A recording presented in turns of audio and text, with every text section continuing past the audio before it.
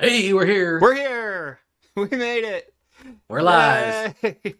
Hooray. Congratulations. We did it. Welcome to Talking Heads, everyone. Episode 272, your once weekly live show for latest in beer and tech news. I'm Jeff. And I'm Steve. Welcome to the show, everyone. Thank you all so much for joining us on this Wednesday night or in podcast form over on anchor.fm or wherever your favorite podcasts are found. If you've never seen the show before, we talk beer, we talk tech, we talk games, pop culture, entertainment, sometimes some Star Trek. Yes. All super chats are read on the air so long as they will not permanently demonetize the channel. We do drink alcohol on the show, and if you drink along with us, alcoholic or not, let us know in the early goings, and we'll give some shout-outs as we go along. Last but not least, if you'd like to take part in the super secret chat and the even more super secret after party, think about joining the Patreon. Link is down in the video description. As a bonus, you'll get exclusive access to the Discord server, where you can chat with myself, John, Rhett, Steve, all the hosts from Talking Heads, and join the awesome community that hangs out over there. Oh, yeah. And we do hang out over there quite a bit. Yes. Yes, we do. So, got my co-pilot here. Oh, Chewy.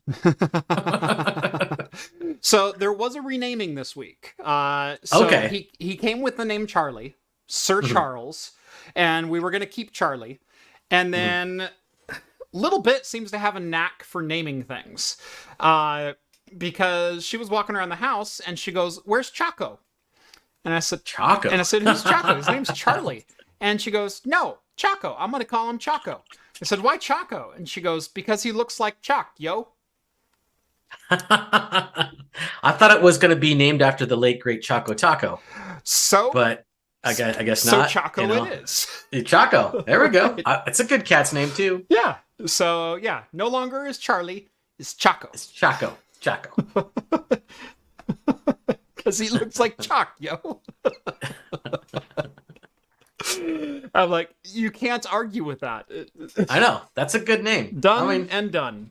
So. Of course, you don't want to argue with your little girl either. It's just like, no. His name's going to be Charlie no matter what. Well, this one is Dad's cat. Yeah. Because Dad's the only one without a pet in this house. Every other kid has a pet. Rambo wasn't yours. Huh? Rambo was Mrs. That was her Christmas present in 2019. I drove up to Portland on Christmas Eve to pick up that little bugger. But no, the dog is my wife's. The tortoise is Little Bits, and I'm like, you know what? I haven't had a little buddy in a long time, and so I want one that's mine. And so and you didn't even get to name it. You didn't even get to name it. Didn't even get to name it. Right. I think Chaco's was pretty good. Yeah, still pretty good. Yeah, that's a good name. No, I had a little dog named Rebel, who was he was one of those dogs that was the really affectionate kind of stupid. Like not two rocks to rub together to make a fire, but man, was he just a fun dog. And he actually had an aneurysm at age 6 and because he gets so excited just seeing everybody. Right. Just he sees anybody. Yeah, no, so he had an aneurysm at 6 years old and passed away. And I haven't had an animal since then. That's like mine. So, but no, Chaco seems to be warming up to me very, very well. He's sitting on my lap right now. And I think this is how I'm going to have to do the show from now on. So with the cat warmer on your lap. Huh? Yeah. And he is warm, let me tell you. He also loves getting under blankets. Yes. Yeah, like that's where he slept with me last night. Was he got under the blanket, under the heating blanket, and under like the other 2 layers, and was laying like next to my chest. Yes. And even the heating blanket is too much for me at this point, but it's like, holy crap, with the added 105 that a cat runs at on my chest. Like, oh. That's kind of like my son's cat. He got a cat and he named it Bat Cat, which you would think would because it rhymes, but it's not because of that. It's because he's got this pattern, and on his back it looks like the Batman symbol on his back. So he calls him Bat Cat. Bat Cat. And just about every morning he will wake up, pull the blankets from wherever, because we got like blankets on the couch where we watch TV. Everybody's got blanket couches. And I'll take that and he'll make a little fort for the kitty. He'll make a little fort for the kitty, and sure enough, that cat will go into his fort and lay down there for a while. Yep. He's just like, what is this? Yeah. This is the reason we got this cat, is he is super chill. Yeah. Yeah, we were at the Portland Expo Center, and there were like 100 cats around, 400 people, and all of them making all kinds of noise and whatnot. And all the cats that were up for adoption were like hiding under things and like, get away from me. And he's literally like asleep against the side of the cage, just Didn't care. Yeah, whatever. couldn't care less. And Like, I want that one. I'm like, he's cool. He's chill. I like him. Yeah, I like him. And he's like the Fonzie of kitties right there. It's right. Like, yeah. Yeah. Right. Yeah, he's just whatever, man. Pet me, don't pet me, I don't care. Yeah. Yeah.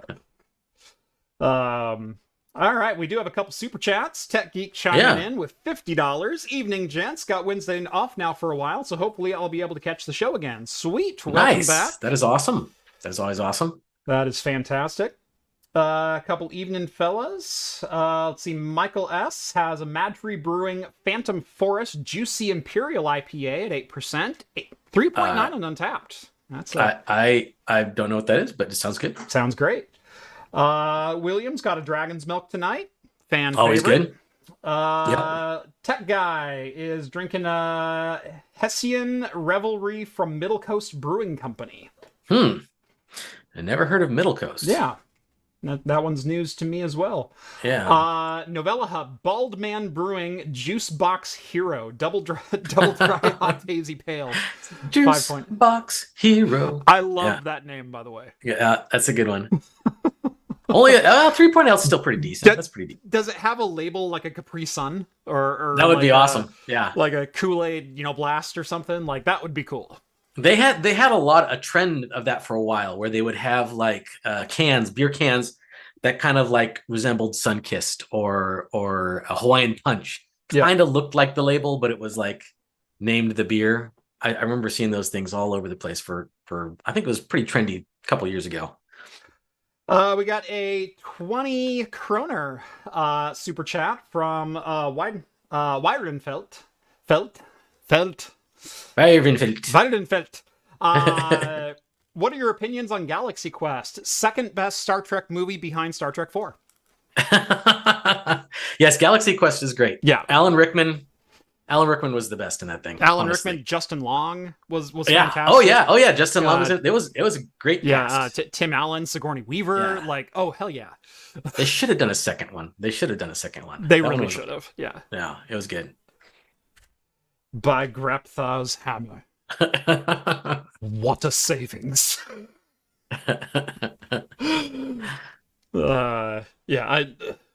Alan Rickman was superb in that role. Of course. Yes, he was absolutely. As he is in everything, but especially. So good. Jeff is slowly turning into Dr. Claw from Inspector Gadget. Yep. You got to get the cat the spiky collar. Yeah, got to get him the spiky collar. We'll probably end up doing an intro scene to a craft video at some point where I'm yelling at the screen and I'm petting him with my mechanical hand. Like, I'm sure that'll happen. I'll get you next time, Gadget. Yeah. Get you next time, Gadget. Oh, that's good. That's really good. My kids love it when I read stories. That's good. That's really good. All right. Let's go ahead and get this show officially started. Steve, what do you got for beverages tonight? Beers for today. I have one from Brewdog, which everybody knows and loves, I guess. Yep. This one's called Fellowship IPA, which is a Lord of the Rings themed beer. So it's one beer to rule them all. It is a IPA that is it's a hazy 5.0. I've never had this one before, so we shall see how this one goes. Nice. Next one I have from who makes this one? KCBC, which is it's the Kansas City Kings County. Yeah. KCBC. That's a collab. Yeah, KCBC. This is Oh, hold on. Oop. Here we go. Computer phone. Computer phone. Nice. Computer phone IPA. Which I don't know what this is rated either. And then if we're still here drinking, and there's still time, my third and emergency beer is from Beer Valley. It's called Scottish Life. Scottish Life. Yeah, it's a Scotch ale, as you would imagine. And we'll see. Because sometimes Scotch ale's absolutely delicious. Sometimes they're overly hopped, but we'll see. Yeah. No, I love a good Scotch ale, and I detest a bad one. Yes. There's almost no in between. Yeah, exactly. Andrew sends over $5. Thank you very much. Standalone quick sync streaming box versus dropping a Quadro into an Ivy Bridge storage server and running Plex as a service. A2000s are getting cheap. A2000s are getting cheap. Honestly, I think one of the overlooked streaming systems is probably the Intel Arc A380 with H.265 and AV1 built in. So as soon as your streaming boxes start supporting AV1, $140. How can you go wrong with that? Yeah. If you have a server that has quick sync, I think throwing NVENC at it is a little redundant. But I mean, Quadros are always an option, especially, there's some fan favorites like the P400, P620, the P2000's another very common one for higher end streams. The Tesla P4 actually has dual NVENC encoders now, and you can get that for under $100, and then 3D print yourself a little 40 mil fan shroud and install that into any desktop. The P4 is probably my favorite value on the market right now.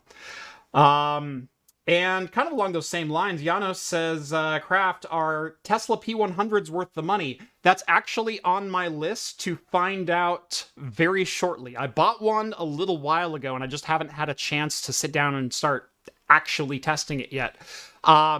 It's definitely an intriguing card, as, for those who don't know, the P100 is basically a GTX 1080 die, but it has 16 gigs of HBM2, which is much more memory bandwidth than GDDR5 or GDDR5X. And you can get them for like under $200 now. So the P100 is definitely a kind of a wild card as far as like, it could be as good or better than a 1080. It could be worse because of TDP limits or artificial limits on cooling and things like that. So yeah.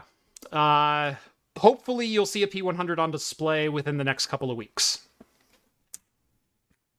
Plex has not officially announced ARC support. Will be awesome when they do. You can't beat the value of QuickSync video, though, through any Intel product processor for Plex. Yeah, and that's the thing. If you already have the processor, throwing a Quadro at it's kind of redundant. Unless you're looking to get higher end encoding or more encode streams or something like that. But most home users aren't, so. No. Vince says finding an A380 is impossible, though. Yes, it is. I had to wait like 2 months for mine, and after it arrived, I forgot what I was buying it for, so it's still sitting on my shelf. You're like, I like that it's here, but I have no idea what for. They're like, hey, look what came in. What are you using that Wonderful. for? I don't know. I don't know. Yeah. All right. I figure I might as well open my beers, or at least one of them. Okay. Well, what all of them did you have?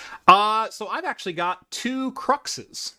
Oh, Crux. Yeah. Oh, wonderful. Yeah, Cruxes are awesome. So I've got a straight up IPA, more of a fruited IPA, and then I've got an Imperial IPA. So okay. I bought this one just for the can art because I freaking love that 70s that's great. retro future, neon arcade kind of thing. So this is the Crux Future Forward Northwest IPA. It is 6.5%. And this one's supposed to be malty with notes of bright stone fruit, citrus, and distinctively piney darkness. Piney darkness. Huh? Yeah, piney darkness with malted rye. So that's like if Batman was a brewer. It's piney darkness. Yeah. And then I've got a Crux Half Hitch Imperial IPA. Oh, Half Hitch is good. It's yes. so good. Yeah, 9.5%. A little bit of a heavy hitter here. And this one is kind of their Imperial triple. It's gosh. I know it's like mango and guava and things like that. Like it's a very fruit forward hop beer. But Oh yeah. they're both good. I've had them both before, but I'm like, you know what? Tonight's an IPA night. Yeah. They're getting really good with those fruited hops. I had one over the weekend during Super Bowl where it was all New Zealand hops, and I swear it was mostly pineapple juice. It tasted like, I swear it tasted like pineapple juice. It was so good. But it was all just an amalgam of different New Zealand hops, and it was really, really good. Very nice. So I think I'm going to start with the Future Forward. Okay. So I'm gonna do the one IPA to rule them all, the Fellowship IPA. yes. We'll see how this one goes. I'll see if it tastes kind of gimli. Does it taste a little gamely, or will it have you pining for more, Dor? It's gonna make me stand up and dance like I don't have any legs or Lego-less. Like, I don't know, that was a bad one. Should have gone with the Eagles pun, man. Yeah. Whoa. No.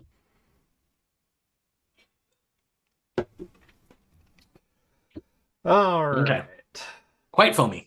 Yes. Now. Yeah, mine's actually a little up there as well. So Yeah. All right. It's not that bad. Cool, At least the foam isn't that bad. yeah. All right. On to the news. So this one, I love the timing on this announcement because whoever loved Internet Explorer? Well, I think at first old people loved it because they're like, "Oh, I'm on the internet now," because like that's their first experience to internet because it was the browser that was there. Yeah, but Not that the experience was ever good. But even in the old days, you had better browsers. You had yeah. Opera and things like that. It was Internet Explorer edged them out of the market and then created the monopoly. Right. And they were never loved. I was just gonna say, like, by professionals, they were never loved. by the old people who used it to play their solitaire or just go onto Facebook, and that was their only option, and it became synonymous to them with what the internet was. Totally. I'm sure they loved it. Totally. Because that's what they thought it was. AOL, someone brings up, yeah. Nice hash says AOL. Yeah, I mean, there were so many other browsers. Yeah. No one picked Internet Explorer, and that's what the lawsuit came was with about. It. Yeah, I think at the time it came out, most people were just using Netscape. Netscape Navigator, I think, was the dominant one at the time. Yeah. So this one is an interesting story because in an update that Microsoft is pushing out to their most up-to-date machines, that is your 2010 23H1 and Windows 11 23H1 updates, they are uninstalling Internet Explorer. Yeah, they're literally taking it off your PC. Yeah. So they're like, we don't want that on there anymore. We don't want you to have it on there anymore. We don't want any resemblance of this ever being existed by Microsoft. We're going to wipe it off the face of this earth. Right. And there's a little bit of a double-edged sword with that, and Vince kind of beat me to my own point here. The forced removal of software is never a great thing, because if the software exists, there's a use case for it still. And sometimes it's something that literally cannot be upgraded. Sometimes it is a network switch that has a proprietary Java interface that needs the ActiveX extension to access the admin console. Like, think of the hundreds of network appliances that are out there. I do remember that Internet Explorer did have some extension. It wasn't extensions, but ActiveX was a big thing. Right. Because ActiveX came out around the same time, and then almost immediately after ActiveX came out, people were finding ways of exploiting it, and then now they're trying to like backpedal on it. Right. But they're at the time, because of its convenience and how easy it was to create ActiveX controls and ActiveX implementation into your browser, that a lot of companies homebrewed their own stuff. And they're like, well, we don't care as long as it's internal. Right. Like, this is our intranet, and they'll develop applications around that. Yeah. And then, well, it only works with Internet Explorer now, and so they can't remove it until they develop something new. I've had to work with banking applications that required ActiveX plugins for printing payroll checks. Because they had to verify that you were on your machine. So they used one of the most insecure verification methods possible to verify that you wanted to print checks on checks that you had to already have on hand. Like, you couldn't just intercept the data and then print them from elsewhere. It's like, no, we're printing the who this goes to onto physical checks that go through a printer with microtoner and things like that. Like, there's a whole process, least of which is worrying about whether our payroll person is sitting at her computer. Yeah. Yeah. No, I know we had some old where I work, we had some old applications that required Internet Explorer, but they do not anymore. We have since upgraded out of that thing.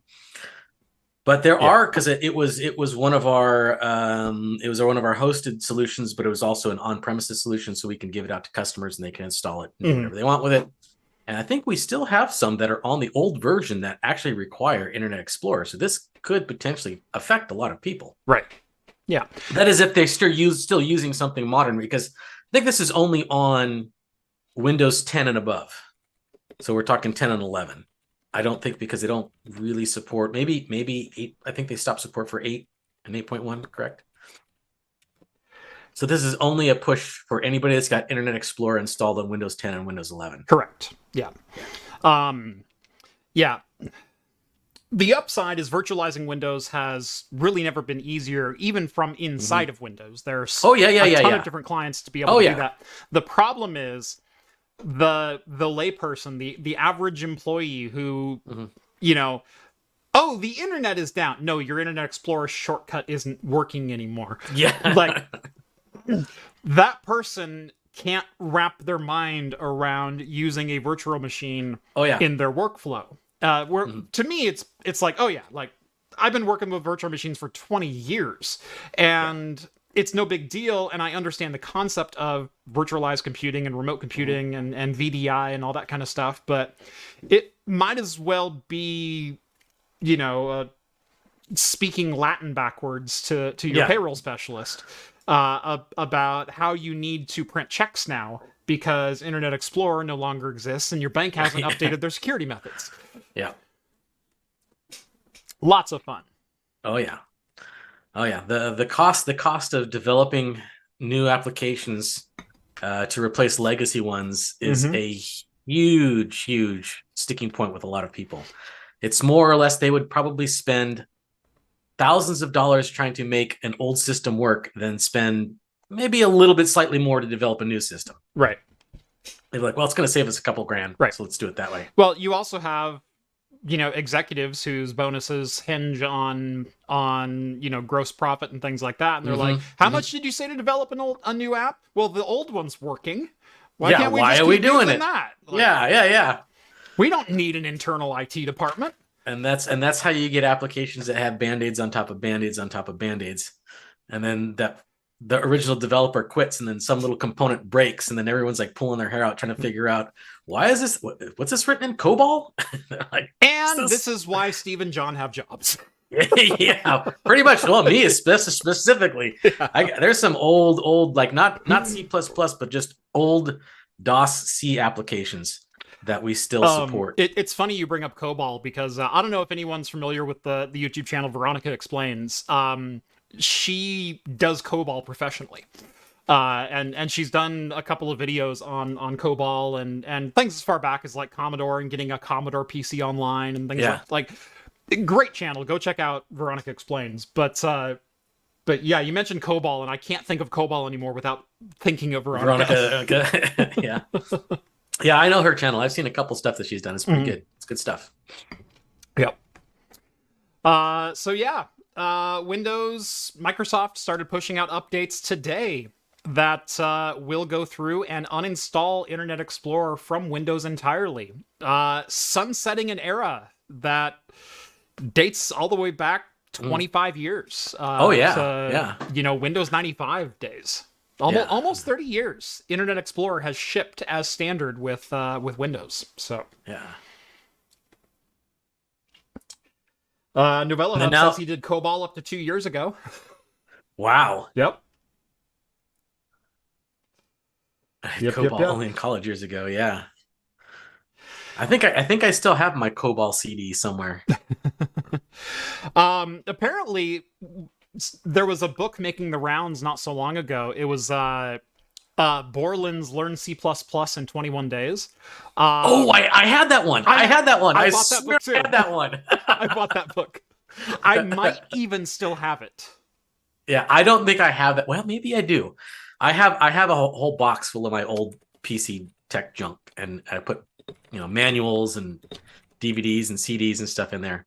Yeah, it's all up in the attic now. I should probably go check it out. Yeah, so it's still up in. No, that'd be fun to look at C++ from 20 years ago. Yeah, to see. Oh gosh, I remember it was. I think I bought. It's nothing like it is now. Yeah. 98. Yeah. I want to say 98. Yeah, I mean the basics has not changed. Right. Obviously. Right. Syntax and whatnot. You can still do your fprints and everything like that today as you did yesterday, but you have so many better libraries now. Right. Yep. The one thing I ever did was C++, and it also made me realize I am not a programmer. I cannot get my brain to work in a method that makes it make sense for me. I'm very linear. I'm very script oriented, and so like Python, I can do. I'm not an expert, but I can at least read Python, know what it's doing. I can follow from A to Z and go, oh, this is what it's calling, and here's what it's doing, and got it. Cool. Can I write Python? I've done like some 60-line programs, 60 or 70 lines. Yeah. Like, getting into the weeds a little bit, but nothing more than a single function. Like, that's just all I've ever needed to do. Yeah. Back in 98, 99, 2000, I programmed essentially a text-only game that was like a randomly generated mind maze, and kind of like a Zork where you say go N for north or east. Go N for north and whatnot, and it would randomly assign like traps to some rooms and things like that. Cool. Or randomly. It was so incredibly basic and pathetic. But that's as far into programming as I ever got. At least as far as like object-oriented C and things. It didn't work. Oh yeah. No, we wrote well, for a while we did, until they kind of caught on us. But we would kind of write games in the programming department way back when, just for the fun of it. Yeah. And then we'd like all play them on a Friday. And my favorite was just basic, simple, but everyone loved it. It was a network game, but it was a can you name the movie caption the fastest? That's all it was. It was super basic. Super basic, but it would be like, and you could, and the person who was running it, because there was always the host, there's the server, and then there was the clients, and then you can always put the theme of what it's going to be, and then you supply the screenshots, and then a timer would come down and it would show up on everybody's screen at once, and then of course the server would track whoever got the correct answer first. And then it would apply the points accordingly, and that was always fun. And we played that quite a bit. And I'd have like Studio Ghibli theme, which this Studio Ghibli movie or Japanese anime movie or sci-fi themed. It was fun. Nice. Until we wasted a whole Friday afternoon and they told us to stop doing that. Yeah. So this last weekend, a friend of mine had a birthday party, and we went up and usually me and my extended family, so brothers and sisters and things like that, we will do a game night in which we will play a bunch of tabletop games, and then it usually culminates in playing Cards Against Humanity, and that's how we finish out the night. Well, me and my wife own Cards Against Humanity. We have the bigger, blacker box and like every expansion that we could ever find. And but we always do game night at my house. This was at their house, and we forgot the box at home. Oh, and, no, yeah. And so I'm like, well, you can just play online. I know you can. There's like 5 or 6 different services that you can get onto, and it's free, and you start a server, and off you go. All of them were terrible, and it really made me want to pay someone to develop a Cards Against Humanity self-hosted app. So that's just something you could spin up real quickly. You could spin up real quickly, and...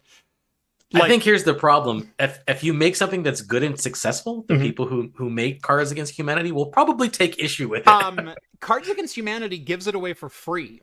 And do they? As long as you don't make money from it, it's I see. So if somebody just like gives it for free. Right, it's kind of like a Creative Commons license. Gotcha. I need to read the exact licensure, but they're like, yeah, play our game. We sell the cards, and we make money on the cards. That's totally fine. You can even download the cards in PDF form and print them out yourselves and play the game. Like, you don't have to give them any money.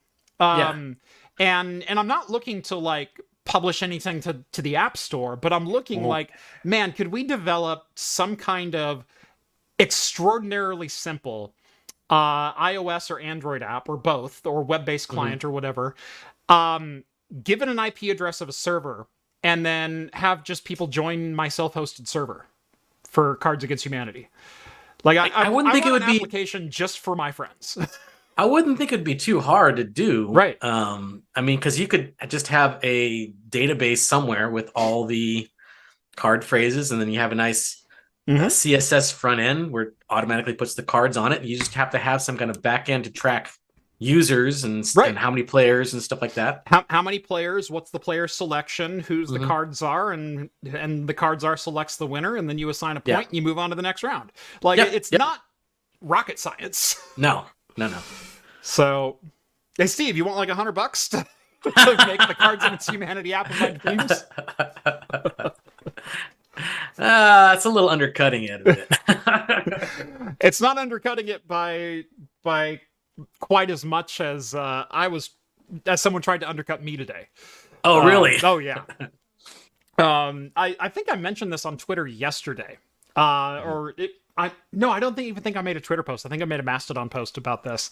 Because I didn't want to get too many people riled up about, oh my god, he charges so much for pre-roll ads. It's like, yeah, pre-roll ads are expensive, yo.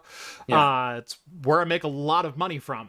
But company reached out. They're going to remain nameless. Unless they respond to my most recent email, in which case I'm going to name and shame. But they reached out and they said, hey, we have a product that you might be interested in sharing with your audience, and can we get a rate list for integrations? I said, sure, here's my normal rate list. Now, to be completely transparent, I usually charge between $650 and $950 for a pre-roll integrated ad. That is an ad that I record in my own voice. I write the script. I do the whole thing.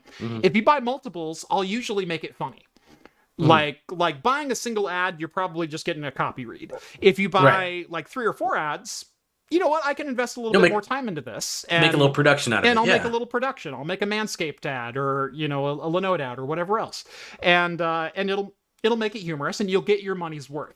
And because of the production value, I feel I can charge a decent amount. And so they responded and they said, hey, thanks for sending over this list, but we have a budget of $100. Do you think you could work with us? And we responded and said, no, our prices are quite firm. We have no problem filling spots. So thank you for your interest, but we're going to have to pass. And they said, well, our budget is based on your channel's performance. And what we're seeing is that for the size of your channel, you really are like underperforming of what we would expect. And, your videos have been really hit or miss in the last month or so. And basically gaslighting me into telling me my channel sucks and I need them. Oh, yeah. I was like, whoa. Yeah. Number one, my views are up almost 200,000 views in the last 30 days. So come at me, bro. Number two, this is not the way you do business with people. Yeah. You don't. You ask them to advertise and then you berate them. Right. Well, you kind of suck. We were looking for a bargain because you kind of suck. Right. Exactly. Yeah. Do I suck, or do you want to advertise to my audience? Which is it? Because it's not both. Yeah. And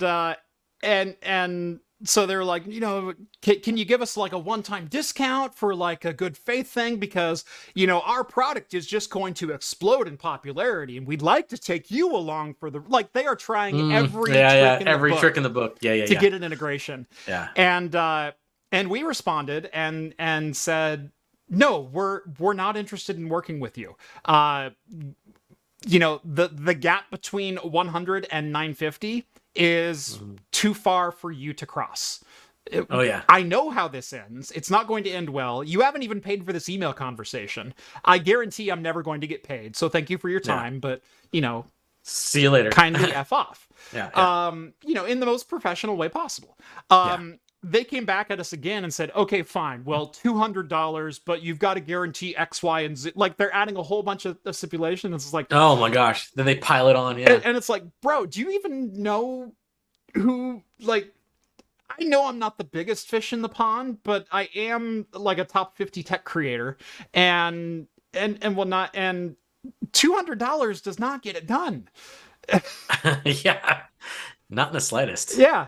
I mean, is it artesian builds? Artesian builds. So today I sent them an email and I said, remove me from your contact list. I don't care what you offer at this point. I am not working with you because you are a company I would never recommend to my audience. Like, I'll send anyone a rate card. And then how you respond to that, like, and my rates can be negotiable. If you say like, hey, can we get started and do this and that? We'd be happy to sign on for 3. And can you meet our terms in the middle? Yeah, that's common business practice. Yeah. But what you don't come in is offer 10% and tell me I'm lucky to get that. Yeah. It's like, I know what I can get. Yeah. Because I've already gotten it, clearly. I've ran ads in the last 47 of 50 videos. I don't need your money. Yeah. We're doing fine. We're doing all right. You're doing fine. Kren chimes in with 5 Aussie bucks. Good day, nice. Fingers crossed the Australian Air Force doesn't shoot down my high altitude balloon on Sunday. Yeah, all those high school science projects are getting a little dicey these days. Yeah, I know. Those super complex unknown propulsion high school science projects. Yeah. Oh, so much fun. I can't wait for someone to get a giant inflatable Pac-Man to go after all the giant inflatable dots. That would just be perfect. Yeah.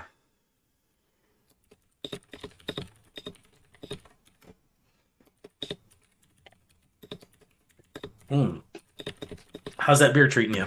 Fantastic. So this is the Future Forward Northwest IPA, 7.5%. Now, I will say, I'm not getting some of what they described on the back. And you know how I rate things, and I know how you rate things, and so we're going to agree on this. Here at Crux, we believe that the future of the IPA lies in the Northwest. I agree. Sure. Oregon-grown Mackenzie hops lead the way with notes of bright stone fruit, citrus, and distinctively piney darkness, while malted rye and supporting casts of Centennial and Citra hops bring it home with added complexity and a big aroma that declares the future has arrived. Okay? There's a lot of words in that. Yes. What I'm pulling out is Mackenzie-grown hops. So Mackenzie River Valley grown hops. More of the southern Willamette Valley, if you're from the area. Bright stone fruit, citrus, and distinctive piney darkness. I'm getting that. I'm getting that. Although super I'm bright not too start. sure what piney darkness is. Was piney I get? I think in this case they might mean a little bit more clingy, a little bit thicker, richer, more resinier, more or something like that? right? Yeah, okay, maybe. Yeah, I think that's what they're leaning for because could be. That's what you're getting. Okay. I'm getting super bright right at the start, and then it kind of fades very, very smoothly into that resiny, oily finish. Mhm. And I really like it. That it's a fantastic flavor combo. It starts bright and gets really rich and leaves me wanting that brightness again. Mhm. And I like it. However, my problem comes in with the malted rye and supporting casks of Centennial and Citra hops. I'm not getting any of You that. got any of those? Yeah, because the citrus is where you're really gonna get your like Right. lemon, orange peel, grapefruit peel type of flavors. Right. And it could be that just because those McKinsey hops, that's where you're getting that pininess from. Right. Yeah. If I dig into the aroma, I'm getting a little bit of lemon.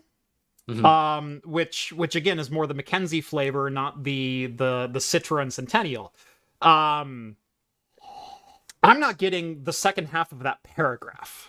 Like, Okay. I'm not getting malted rye. I'm not getting Citra. I'm not getting Centennial. Yeah. It's a wonderful, like I said, bright opening, and then I'm getting what they mean by piney darkness. But you should have stopped the description there. Right there. Yeah. Because that's usually all because it's such a potent flavor. Yeah, exactly. Yeah. And Yeah. so I can't call this a bad beer, but at the same time, I cannot say it's accurate to what they're trying to describe. And as such, I have a hard time rating it higher than like a 3.5 or maybe a 3.75. That being said, I think this is a 3.75. It's a really good IPA. Yeah. For mine, I think mine is more But just of tell a me what it should be. Yeah, no, I know. I know they like to be overly verbose with their descriptions and stuff like that, and they try to put as much tasting notes in there, but I think a lot of times it's just they're trying to lead you down a path to make you think that those flavors are in there. Right. And me and you are on the same page because we hate that because they're trying to lead us down a path, but when we drink it, we clearly know it's not there. Yeah. We can tell. Yeah. Come on. I know really what Citra and Centennial hops are. You're not fooling me. Yeah, exactly. That was yours. You started with the Lord of the Rings. Right. And the Fellowship of the IPA. Yes, they don't really have the listing of the hops on this one, but I would categorize this more as a Gandalf the Grey as opposed to a Gandalf the White. Not not the best. It's pretty good. Definitely slightly above middle of the road is what I'd call it. Okay. Not the cream, the cream of the Shire, but definitely not the pits of Mount Doom. Right. Yeah. What's the Elvish word for IPA? I don't know. Speak beer and enter. Speak beer.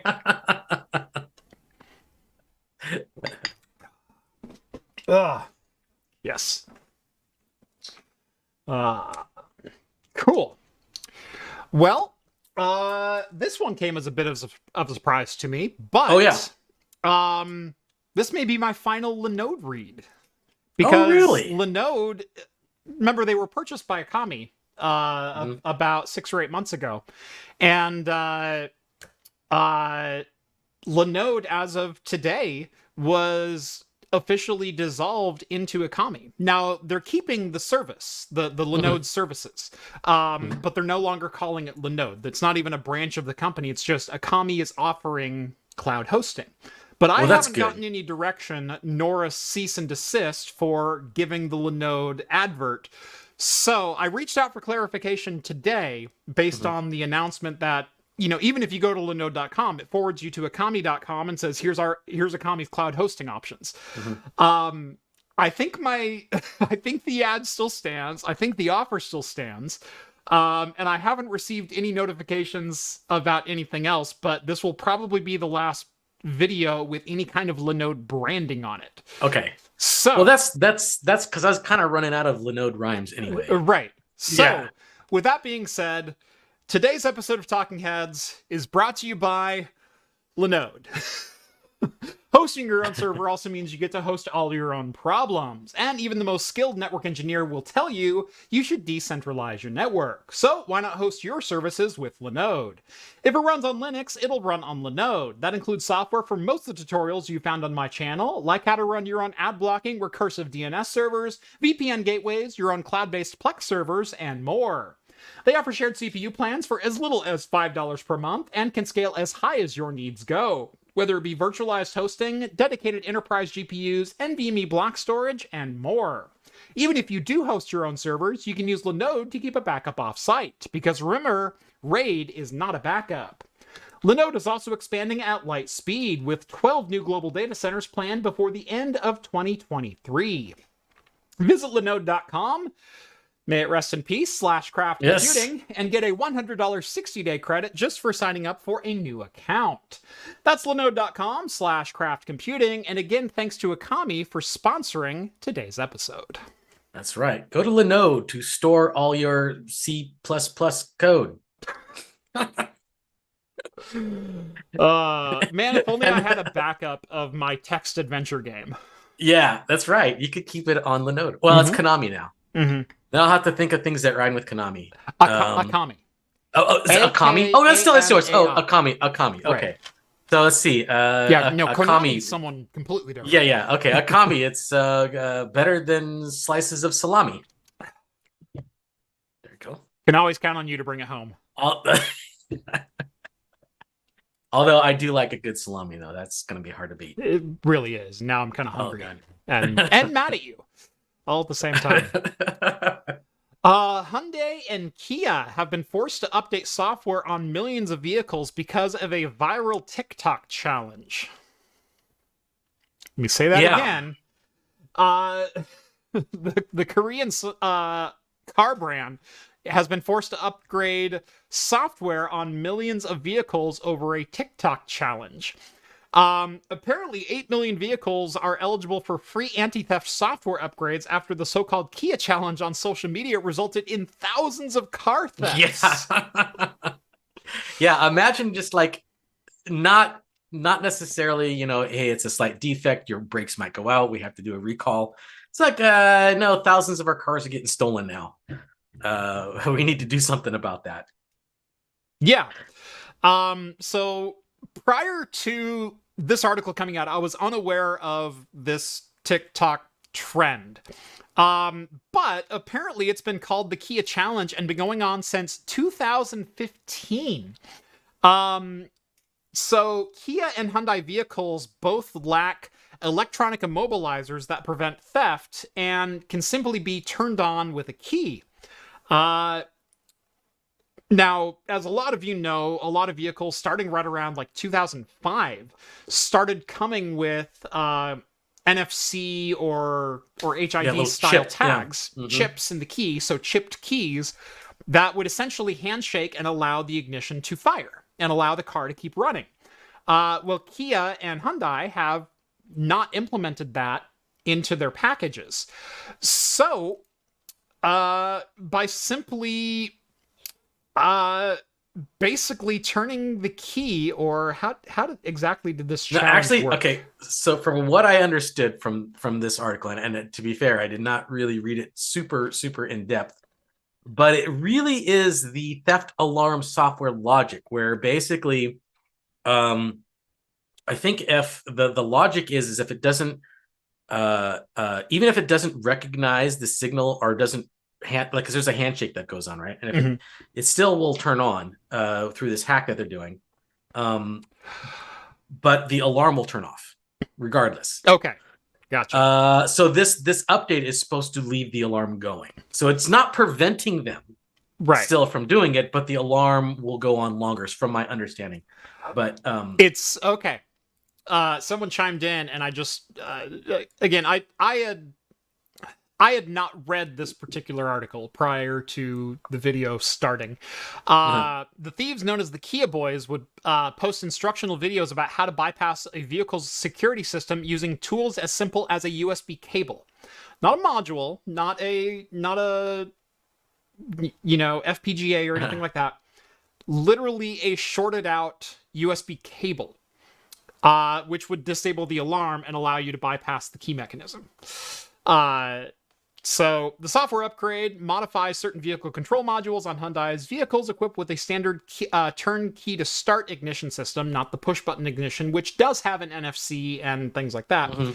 As a result, locking the doors with the key fob will set the factory alarm and activate an ignition kill switch feature. So vehicles cannot be started when subjected to the popularized theft mode. Okay, so it does kill the ignition, but it Right. also like sets the alarm off. So okay, that's what I was thinking Right. about the alarm part. Yeah. 3.8 million Hyundais and 4.5 million Kias are eligible for the software update free of charge.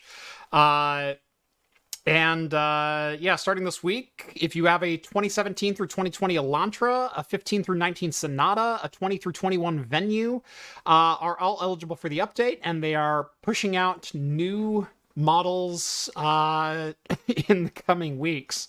With the Kona, the Palisade, and the Santa Fe being next to be serviced in June.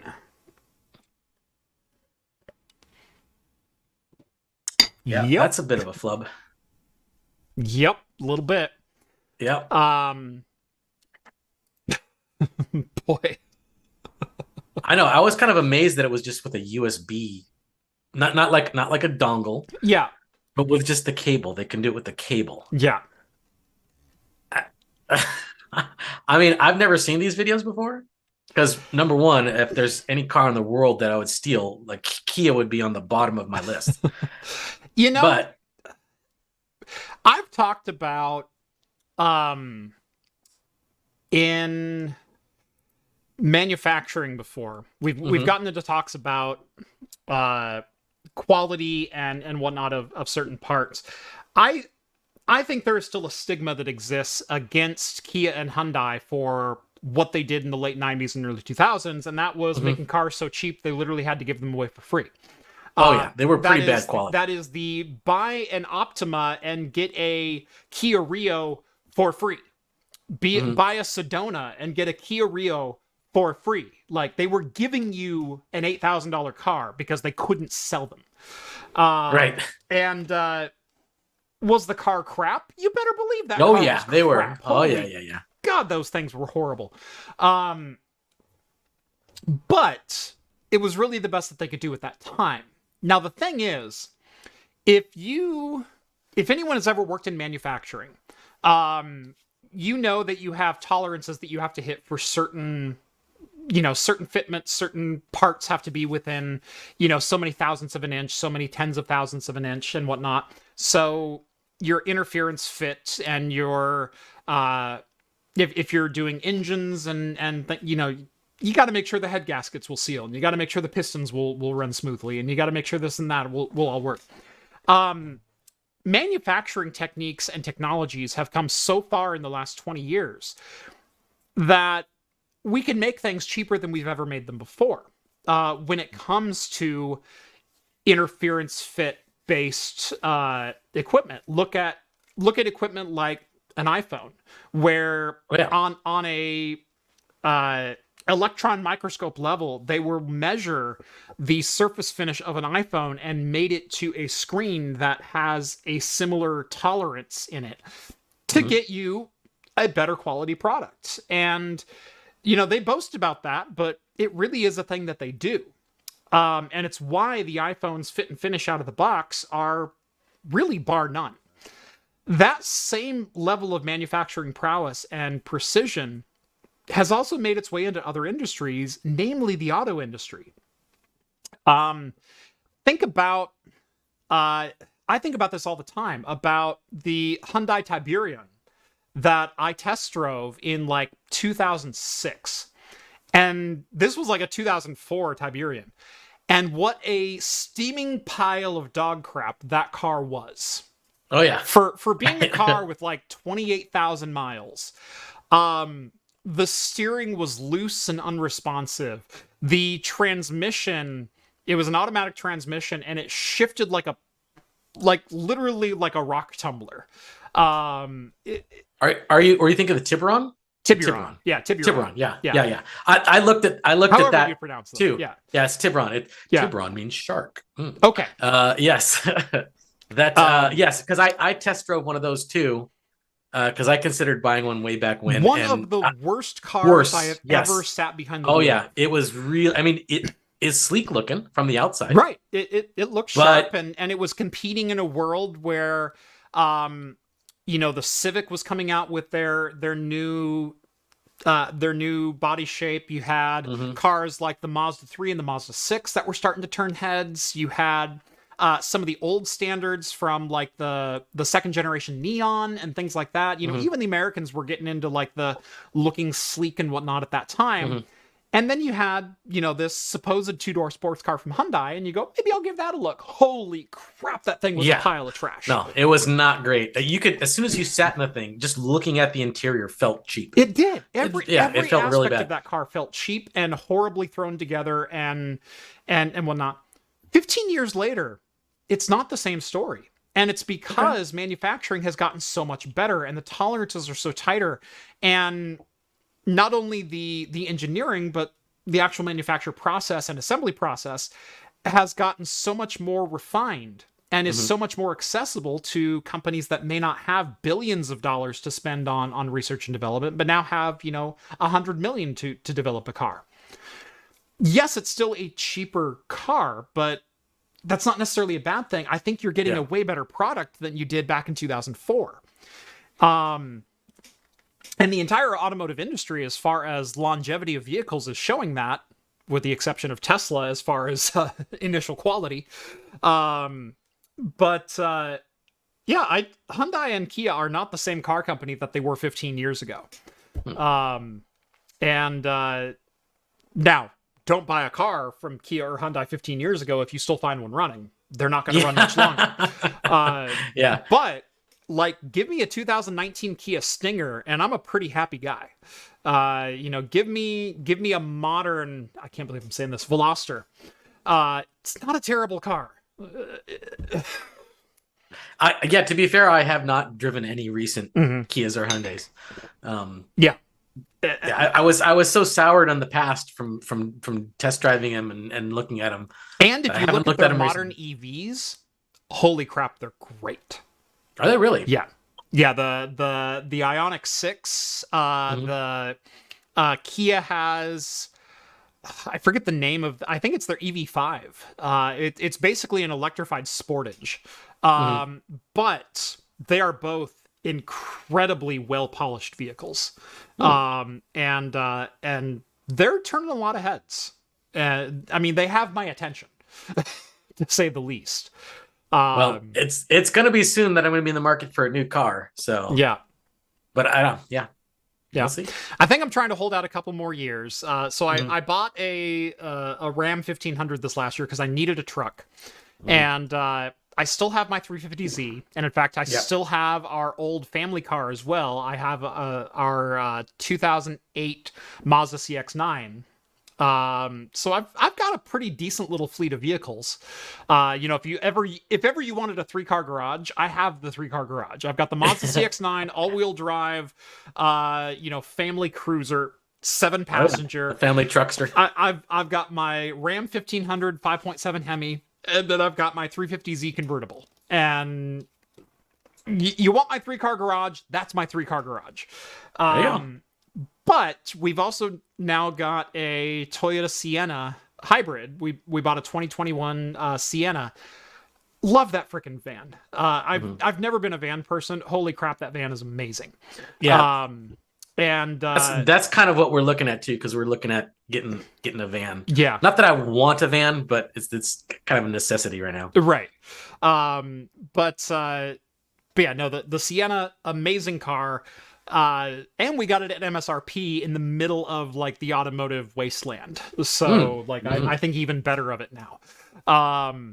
But in the next couple of years, I think I'm going to try to go full EV truck. I think I'm going to trade in my fleet of vehicles, my 3 other cars that I own. And I think I'm going to get truck. maybe one of the Dodge EVs that they're coming out with, the EV 1500.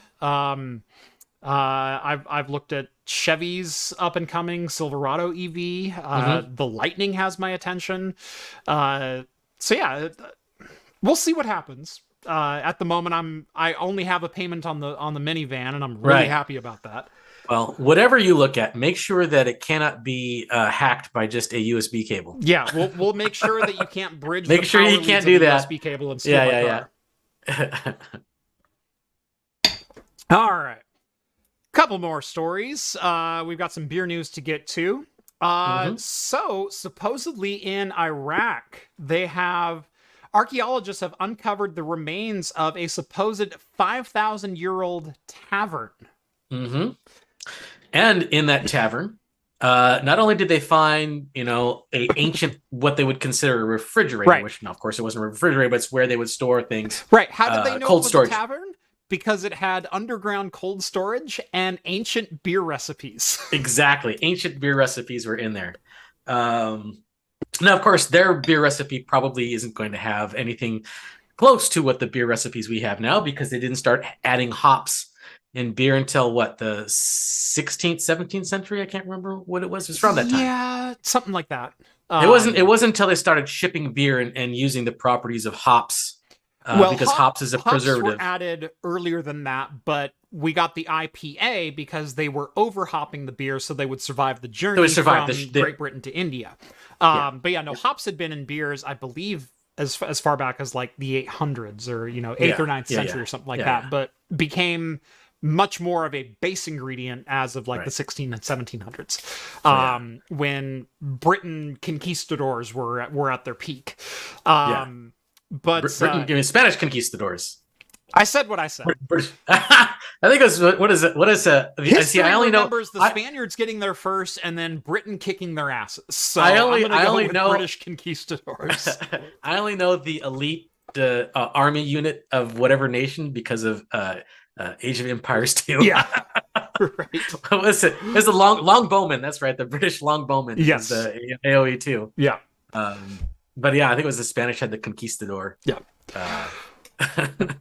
So yeah, the Spaniards may have gotten there first, but Britain owned half the world at one point. Yes, they did. Yeah, and yeah, it was the British IPA, the India Pale Ale, that popularized and cemented in the use of hops as a beer ingredient. But beer, oldest known recipe, and this kind of goes along with that. That's a 5,000-year-old tavern in Iraq had beer recipes written down on a slab. That's right. They did, as far as I know, the article didn't really say what the ingredients were. They did not.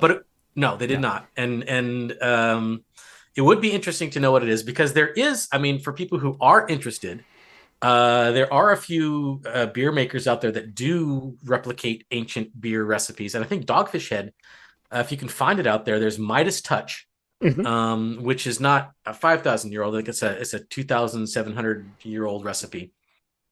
But I think it's a Babylonian recipe, if I remember right, because it's Midas Touch. King Midas is Babylon. Right. But yeah, that you can seek out, and it's an interesting beer because they used less hops. At times they didn't use any hops, but they used more herbs, so it was more closer to like a gin or something like that, where they had like a lot of herb effervescence in there, but it was in a malted beverage. Yeah, correct. So they would grow and use malted grain in a lot of old-timey beers, and then they would further flavor it with exactly. A lot of times it was just what they can find around the area. So you would go from one place to another place to another place, and they would all probably have ales of some kind. But they would taste slightly different because, one place maybe had nettles or juniper or whatever they would put in there to flavor their beer. And so some of them tasted different than others because of just where it was. And a lot of times the yeast too. They didn't really know how the fermentation process worked. They just know that if they let it sit for a while, that something happened. And so almost everything was like a farmhouse ale. They didn't know how to cultivate yeast. So it was just the flavor of the area, the flavor of the countryside. The ales made next to a goat farm tasted different than the ales next to a cow farm, because of just like the bacteria in the air was completely different. And that's where you get like, and then after a while they figured out how to do it, and that's where you got your Belgians and stuff like that, where you have a distinct flavor because they all came from a particular area and they learned how to reuse the yeast and everything like that. Right. Yeah. So yeah, there wasn't really any distillation back in those days, at least when it comes to alcohol. They did distill down oils and things like that, but for alcohol, it was let's go through it because we need the alcohol, not necessarily Yeah, and it didn't they didn't have good storage either. Right. It spoiled quickly, so they had to drink it quick. Right. So, Um, so yeah, a lot of your earlier alcohols were ale based. They were very quickly fermenting recipes. There were a lot of meads out there. There were a lot of what we would consider ales and and beers and things like that. Where you would use malt and yeast as your fermenting agents, and then flavor it with readily available supply of whatever else went in it and tasted good. Yeah. Yeah. And cider was another one that was pretty prevalent, because it's just like, it was something that was, hey, apples are pretty prevalent around here. Yep. They did do and I think John had a video kind of similar to this, where they would use, because they didn't have the distillation process, but they would kind of up the ABV on it through winter, because they would put the barrels outside, where the outside would freeze, and the inside, which is alcohol, which has a much lower freezing temperature, would stay liquid. Yep. And so they would crack these barrels open, and then the liquid inside would have a higher ABV. But the problem with that, through the distillation process, there's I think a lot of the ethyl alcohol goes away. But when you do it with the freezing process, it's still there. So what happens is, yes, that stuff will get you drunk, but you will have the absolute worst hangover in your entire life. Right. And they had a name for it back then, because they used to make the Applejack, right? They used to make it, and they called it apple palsy. Because he would just be like, I cannot, like the next morning is like, I can't move. I'm not doing anything I've today. never heard that term before, but It's I called do know apple what palsy. Applejack is. I do know what freeze distillation is. I'm aware of that. Yeah, all the whole process. Yeah. I'm opening my second beer of the night, again from Crux. We've got the Half Hitch Imperial IPA, 9.5%. Hops climb up twine, that's just loosely tied to the trellis with a half-hitch knot. And this Imperial IPA is just loosely tied to tradition. The mosaic hop imparts surprisingly floral aroma instead of the more expected grapefruity notes. On the palate, complex layers of flavors might remind you of guava, mango, stone fruit, and lemon, unraveling your ideas of what an Imperial IPA should be. Oh, wow. Yeah, mine, I'm going to be doing the computer phone. Yes. And this one actually does have the hops listed on it. It's got Mosaic, Amarillo, Hallertau, and Hallertau Blanc, actually, those are good. They kind of taste like white grapes a little bit. And Bavaria hops. So we'll give this one a shot, see how it goes. Excellent. It's got some newer ones with like more European hops. We do have a super chat. Mike chiming in with 10 Canadian ruples. Hey, Jeff, thanks for your honest review of the Beauregard Old Fashioned Stout. I hope you find the Amaretto Truffle one less bitter. P.S. I'll be passing by Treehouse in mid-March. You want anything? Those are dangerous words. Treehouse is a little more difficult to get out here. Yeah. But I know that a lot of people have compared Treehouse to our Great Notion. Yeah. Yes. Yeah. So I would be highly interested to see the comparison there. Yeah. So I've got a couple people who I know John J. Also frequents Treehouse quite a bit. So I mean, if you're offering, absolutely. Like, oh yeah, my palate is pretty much wide open as long as there's no pickles involved. So if you find get all the pickle beers you find. If you find anything you think I would like, absolutely, I will. I would love to review them here on the channel. So I got something for Christmas that I have not tried yet, but it's not beer. It's the Flaming Cheeto Mountain Dew flavored soda, which I was going to, because John was supposed to come over for the Super Bowl, but he got tied up, didn't get to make it. Yeah. But if he came over, we were going to try mixing it with something, because he got me the pickle whiskey, right, as a joke for Christmas. So I was going to make him drink the pickle whiskey with the Flaming Cheeto Mountain Dew, just as revenge. But he didn't come by, so we didn't open it up. So next time he comes by, I'm going to make him drink that. Excellent. Get it on tape, because I want to see it. That'll be good. Speaking of rare whiskeys, Oh yes, a little bit of a local controversy and scandal. yeah, yeah. Local but still interesting. Yes. Yes. So we've talked about it before on the show, but for those who don't know, Oregon, as liberal and open as a lot of our alcohol and other rules and laws are, we are still a state-run liquor state. So the state government controls the flow of all liquor, any spirit, any distilled spirit, and anything above an ABV of 19.9. And so if you're distilled or if you're above that ABV, you have to go through the state's liquor commission, which in our state is the OLCC, Oregon Liquor Control Commission. And you have to purchase those things from a state-operated store. There's no private businesses, organizations that are allowed to sell distilled spirits or anything above 20%. Correct. Now, this may come as a shock to you, but when you are the sole person in charge of distributing said liquor among all of your state liquor stores, maybe sometimes they go missing, and the director of the OLCC adds them to his private stash and sells them to third parties for inflated profit. Fell out of the back of a truck or something like that. Yes, I'll take 2 Blantons and a patty, please. Was kind of what was going on. Steve Marks, who is the chairman of the OLCC, submitted his letter of resignation on Monday morning as commissioner to oversee the agency effective 5 p.m. on Wednesday. So today was his last day. Why was today his last day? Wait. Huh? Wait. That's a good point. I gotta brush up my resume. That sounds like a cush job, man. Can I throw my hat in the ring for that? I mean, I kind of want that job now. I freaking live in the state capital. Yes, you do. You do. It's not that far from me either. Right. I mean, I don't mind driving. Right.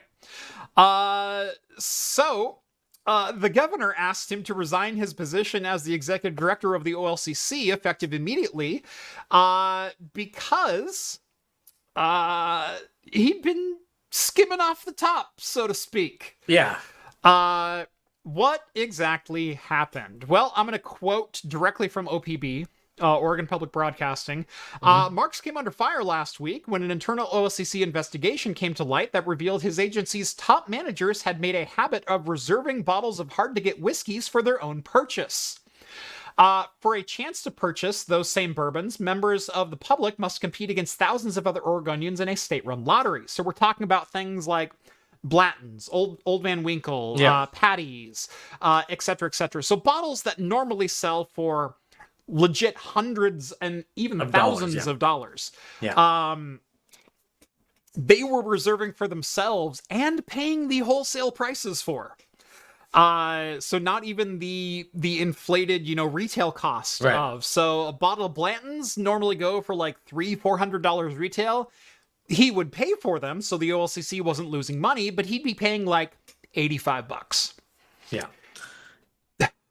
And then turning around and like paying the inflated or selling it for the inflated prices. Right. Yes. Now, who could have ever known that using your position as a public employee to benefit would be a felony?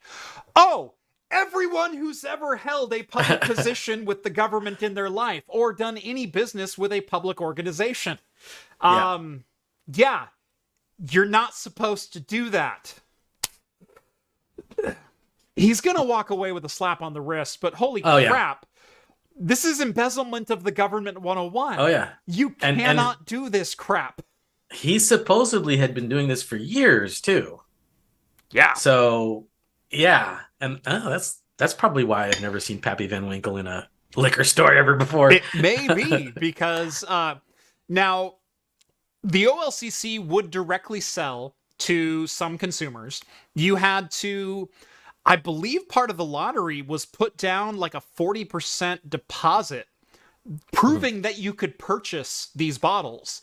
And then it would just go in a lottery, and as the lottery came around, you would go like, oh, you won this bottle. You want to buy this bottle? Give us the extra 60% for the retail cost, and we'll call it good. That's normally how it worked, and you'd have to like apply with your local liquor store and get your name dropped into a hat. Well, you know, Marks and his 5 other deputies had been quietly, and as the article says, unethically, I think that's putting it mildly, had quietly led to a reprimand within the agency earlier this year, public records show. However, the new governor's office had said, that's not enough. You need to step down because, well, what you're doing is frankly illegal. Yeah, quite.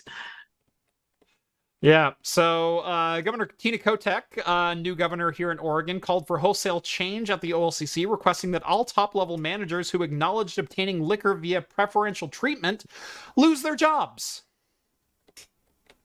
Which I'm fully in support of, because... Yeah. Well, some of those bourbons might have been worth it. I don't know. I've had Pappy. Okay, to be fair, I've had Pappy before. It is good. It's not, in my opinion, worth the cost. Right. There's definitely some excellent bourbons. bourbons. Not say that about. No, you're absolutely right. Like, there are liquors, diminishing returns is what I always like to say. Right. And it's more about the bragging rights. It's like, I got to try X. Right. I've had Johnny Walker Blue a number of times. Mm-hmm. I've had too. Yeah. Fantastic whiskey. Fantastic whiskey. Yes, it's a I agree. Great Scotch. Yes. Would I pay $230 for it? No, I can't say that I would.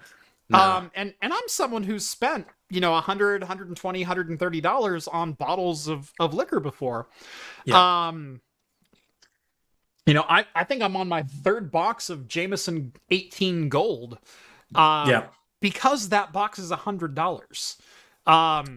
And yeah, but that whiskey is still good. I mean, it's like, right. Okay, is Johnny Walker Blue worth 2.5 times what Jameson 18 Gold is? No. It's like yes. Is Johnny Walker Gold 18 worth 2.5 times what Jameson, Black is? Probably also no. Yeah, but yeah. Well, yeah. If you get the difference between bottom of the shelf whiskey and say like, a high mid to high end tier whiskey, there's a huge difference. Right. But when you're talking from that mid tier to extremely high tier, you're talking that much difference. Yeah. There's not that much, and it's not worth that extra money. And it's really the intangibles of it that are, or the cred. It's the the cred. It's the legacy of what you're purchasing, of a rare bottle of Blanton's 25, or your Pappy, or your go down the list of your high end Johnny Walkers and Glenfiddichs and such. Yeah, you're paying for a lot of the prestige of having that bottle. It's not because that bottle is so much tastier than anything else. Same can be said for a lot of bottles of rare wine and champagne and things of course, like that. Absolutely the same thing. Yes.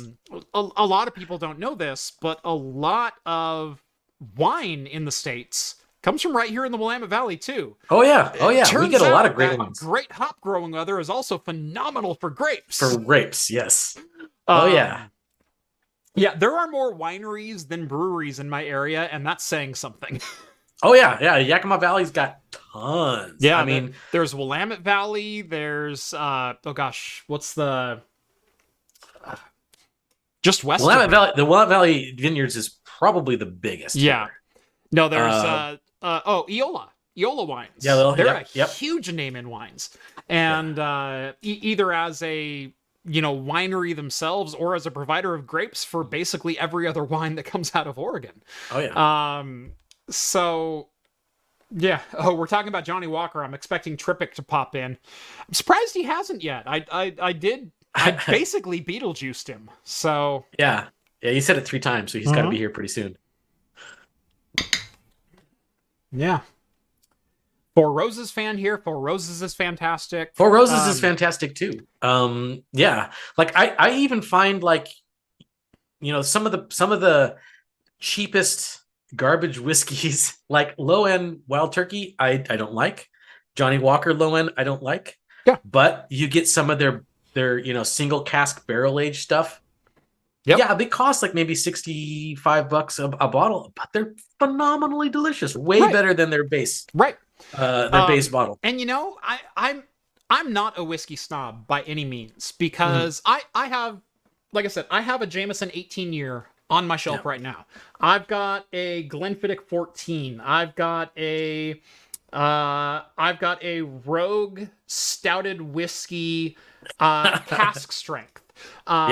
That's $100 bottle. I've got... Yes, I think Rogue is way overpriced, but that's... It's way overpriced, but it's also their creme de la creme of what they make, and it's a good whiskey. Like, is it worth... I actually like their hazelnut Probably whiskey. not. I'd rather pay $60 for that bottle, but at the same time, I can't They're complain small. about what I get.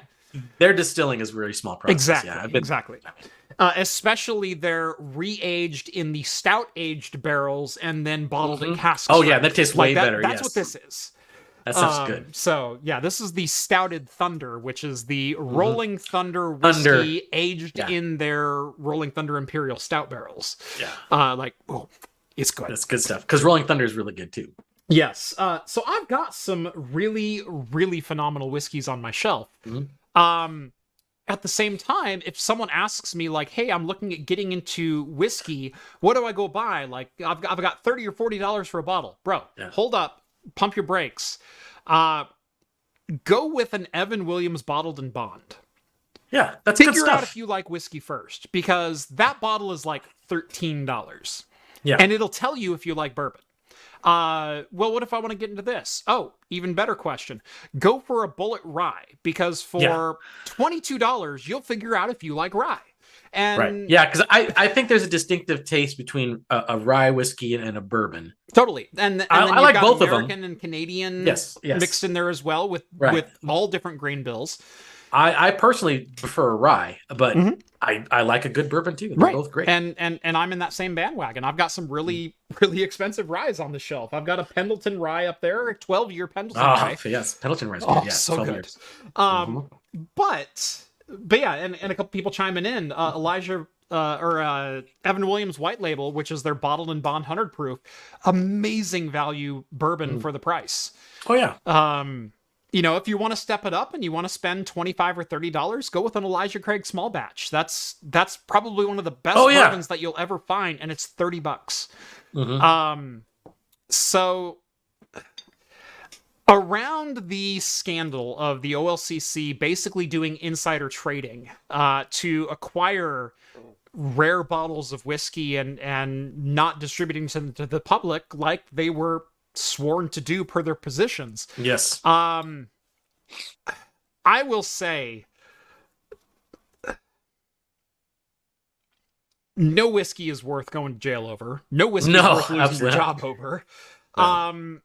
Very few whiskeys are probably worth more than $200 outside of the prestige of having them. And even the whiskeys at $100, you can find a competing whiskey for $60. And any whiskey at $60, you can find a competing whiskey for $30. And any whiskey at $30, you can find a competing whiskey at $20. And so on and so forth, all the way down until you hit benchmark 8, and then then you use it for cooling your computer. Because I will never ingest that crap again.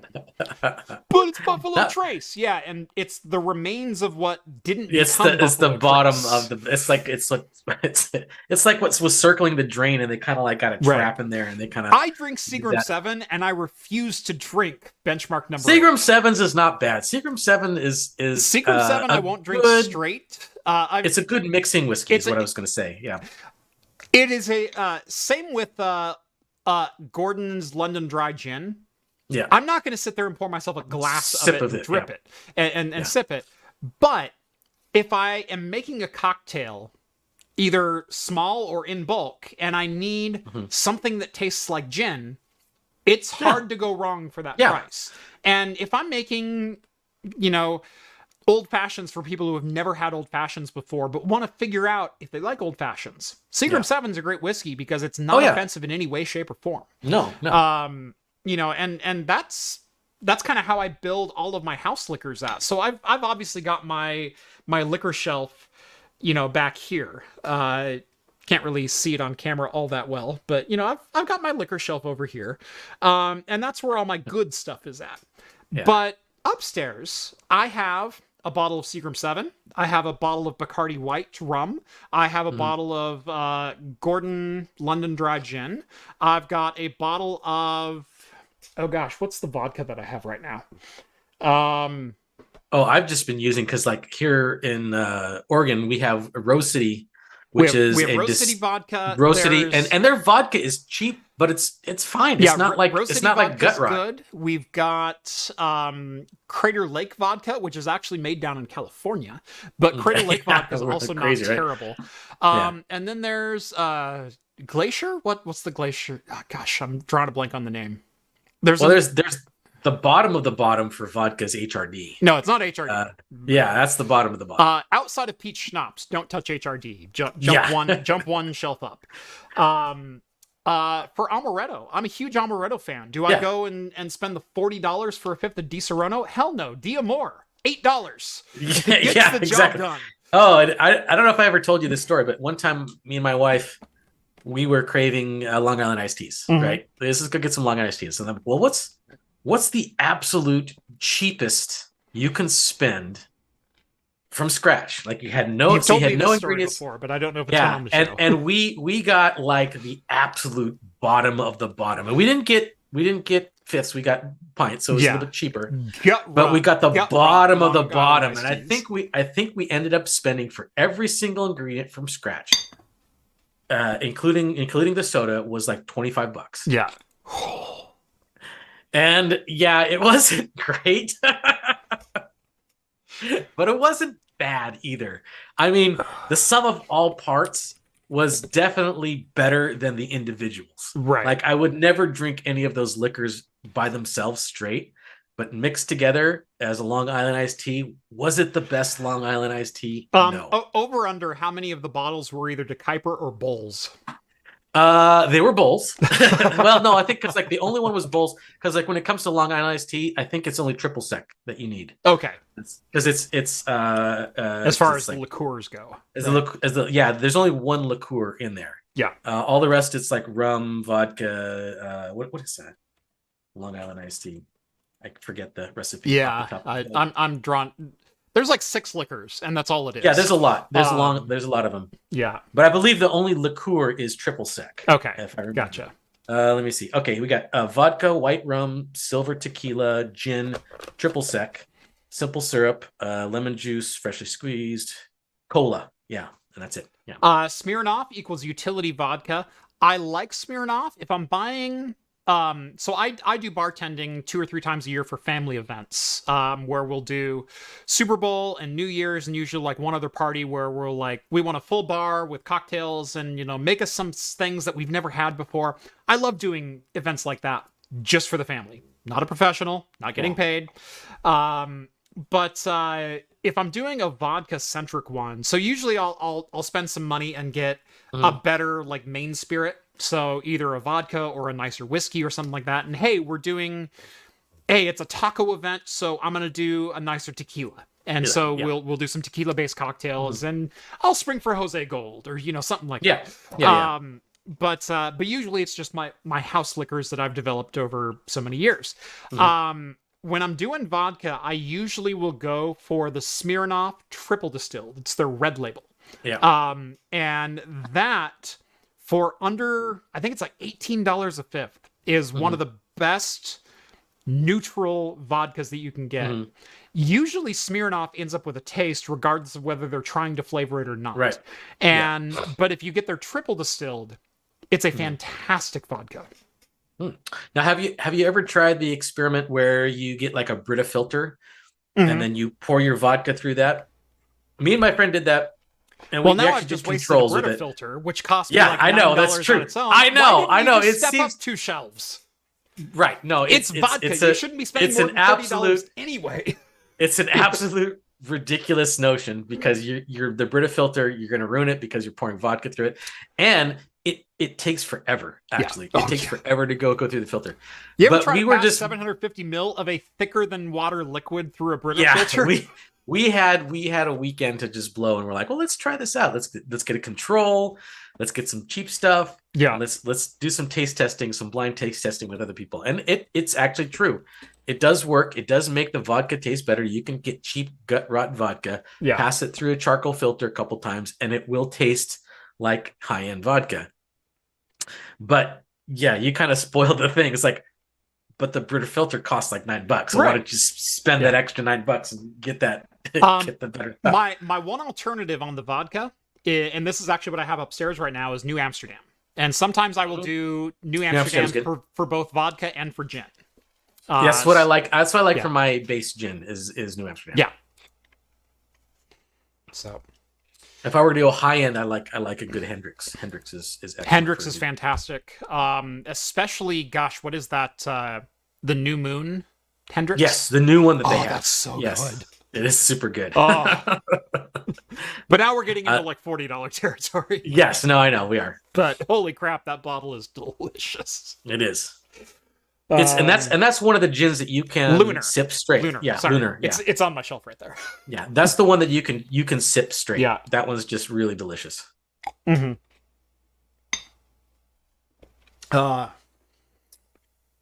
Yeah, I've got some good stuff up there. The good stuff in my shelf does not last long. So yeah, it's like yeah. Speaking of not lasting long, this deal probably won't last long. You can now buy a very famous prop. Yeah. And me as a lover of movie props, I am very much like, man, in 25 years, I want to be Adam Savage. Like when I grow up, I want to be Adam Savage. Yeah. He loves collecting or recreating movie props, and this is probably one of the most famous from this particular TV series. Good luck recreating it though. I'm sure there are still pictures that you can get. There are reference photos. This is one that kind of dovetails into like there's like an Overton window of movie props and OnlyFans stars. There's also this kind of like a Venn diagram. There's also the cosplay people want to get into Like this could totally be like a trifecta for someone's collection of movie props, cosplay ability, as well as, TV nostalgia. Of course. This appeared in the pilot episode for Breaking Bad and then some subsequent flashbacks. And I'm talking, of course, about Walter White's Heisenberg's briefs. Yep. From the pilot episode. You can now buy the briefs that Bryan Cranston wore in this show, in this scene, from Prop Store. Starting price of $1,250. And actually, current bid is at $5,500. Yeah, $5,500 for a pair of tidy whities. But it had Bryan Cranston's junk in it. So that's right. I mean, what more reason do you need? Exactly. I mean, yes, there's some some OnlyFans creators that they make good money selling stuff. I mean, but this one takes the cake. This one really, I mean, if girls can sell bathwater, why can't I sell my briefs? Mm-hmm. That's what all you have to do is make meth on camera. I will open up your underwear at $12.50. Now they're not tidy whities; they're boxer briefs. Yeah. But I will start the bidding at literally 10% or 1% of what the Walter White brief started at. I will start the bidding at $12.50. There we go, ladies and gentlemen. It's just going to go up from there. It's an investment. It's a better investment than NFTs. Totally. Yeah. absolutely. It's only going to go up in value. So, our experts' notes on Walter White's briefs. Walter White, as played by Bryan Cranston's underwear from Vince Gilligan's crime thriller series Breaking Bad. White wore his iconic tighty-whities throughout the series, starting when he first began cooking crystal meth with Jesse Pinkman, also played by Aaron Paul, in the pilot episode. Matching underwear also appeared in his closet throughout the series. This pair of men's cotton and polyester briefs, size 40 inches, features a white elastic waistband with blue and golden rod details though the elasticity is largely lost from wear and age. They also exhibit staining along the back. The estimate was only $5,000 at top. That's where the $5,000 come from, the staining from the back. They estimated these would bring $5,000. They're at $5,500 with 11 and a half days left. Honestly, it's not staining from the back. It's racing stripe. Right. It's a racing stripe is what it is. Right. Yeah.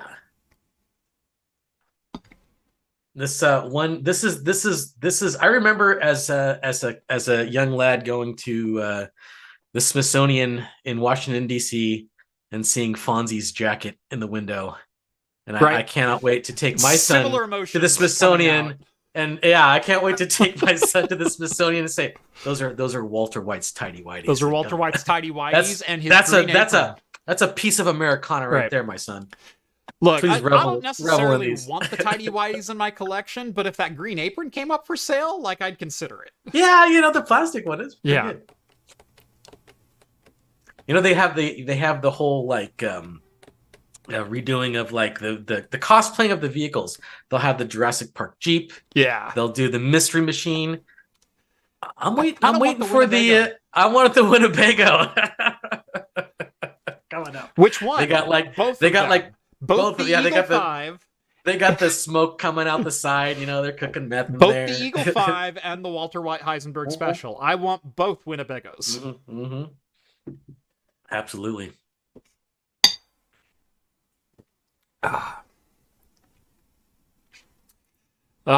Name a more iconic moment on television than Walter White standing in his underwear with the apron, with the revolver, pointing down the sirens that are inevitably coming for his fateful arrest, only to have it be from the fire that he started 3 miles south. And the fire trucks just passing by and whatnot. Recently? No. That is such an iconic opener it is. For a show. And holy crap, it only got better from there and then left us at the very best moment. It's one of those shows that I usually give TV shows at least 3 episodes to get me hooked in. If it can't get me hooked into if it can't get me hooked in with 3 episodes, then no, forget it. I'll look if it's because to be fair, hey, if I gave just Star Trek: The Next Generation 3 episodes, I probably would have hated it. Yeah. So, I mean, yes, I will go back and look if it gets popular. And I was like, okay, maybe I got to go back and revisit it. Yeah. See, I didn't have the opportunity to start TNG season 1. But I very much remember watching TNG as a very young person, growing up. And so I didn't have to start at season 1 at all. Right. You got to be able to watch a lot of it. I got to ease into it. I do remember vividly watching seasons 6 and 7 on TV. And then even reruns after that and whatnot. And really, I came into watching DS9 starting at the pilot and moving forward as far as like my Star Trek kind of thing, which is why I have the soft spot for DS9 that I do. But DS9 over TNG, if you give me 3 episodes, oh boy, I'm tapping out at TNG at like 28 minutes in. Like, I don't even know if I can get through. It's not great. Because yes, we've talked about this. I'm a little bit older than you, but I remember watching because I was a big fan because my dad showed us all the original Star Trek episodes, and I was a big fan of Star Trek. And when TNG came out, yes, I was a lot younger at the time, but we were all excited to go watch it. And I remember watching the very first episode and just coming back going, what the hell is that? Right. That is nothing like the original Trek. Right. What are these characters? What are they doing? And yes, I still plodded along because there wasn't much sci-fi on TV at the time. I mean, there really wasn't. So you're kind of like dragged along regardless. But it did get a lot better. I mean, a lot better. Mm-hmm. And by the third season of Star Trek: The Next Generation, where they were really getting their stride, right, it was great TV, honestly. Yes. And if you watch the documentaries behind it, you kind of know why. Yeah. But Breaking Bad was one of the very few series I was instantly hooked with just one episode. Right. One episode, and I'm like, I'm there. It didn't even I'm in take the world. the one full episode. Like 20 minutes into the pilot, I was like, I'm all in. Like I will ride or die. I will watch this to the end. And very few. I came very late to it. Like I didn't start watching Breaking Bad until probably season 4 was coming out. And so I was always years behind. And I know there's only like 6 to 10 episodes per season, but I have 3 kids under 10. What do you want from me? Yeah. What do you get? Yeah, I know. The struggle to get together. Well, I watch TV at a certain pace. Okay. I'm looking forward to starting Andor soon. No, I finished. Andor's actually pretty good. I did watch Obi-Wan, but I knew it was only going to be 6 episodes. So I went, I can dedicate 6 days out of the next 6 weeks, and I can watch Obi-Wan, and I'll be good. I did make it through Mandalorian finally, but not until Mandalorian had already ended season 2 did I finally start watching Mandalorian. And so I was very late to that party. I did watch, again, Book of Boba Fett was only 6 episodes. I got to watch all 6 of those right in a row. Yeah. Cool. It's easy, yeah. Right. But Breaking Bad I started watching, and I'm like, holy crap, I'm hooked. And so I'm trying like mad to avoid any kind of spoilers, any kind of online discourse, avoid everything like the plague. I had on Twitter and on Reddit both blacklists for anything related to Walter spoilers. White, Jesse Pinkman, any kind of spoiler that could ever go. Yeah. I remember vividly the day that the series finale aired. And the next morning, I woke up going, I cannot listen to the radio. I cannot get on Reddit, Twitter, anything. There's going to be memes. There's going to be outrage. There's going to be opinions. I can't do it.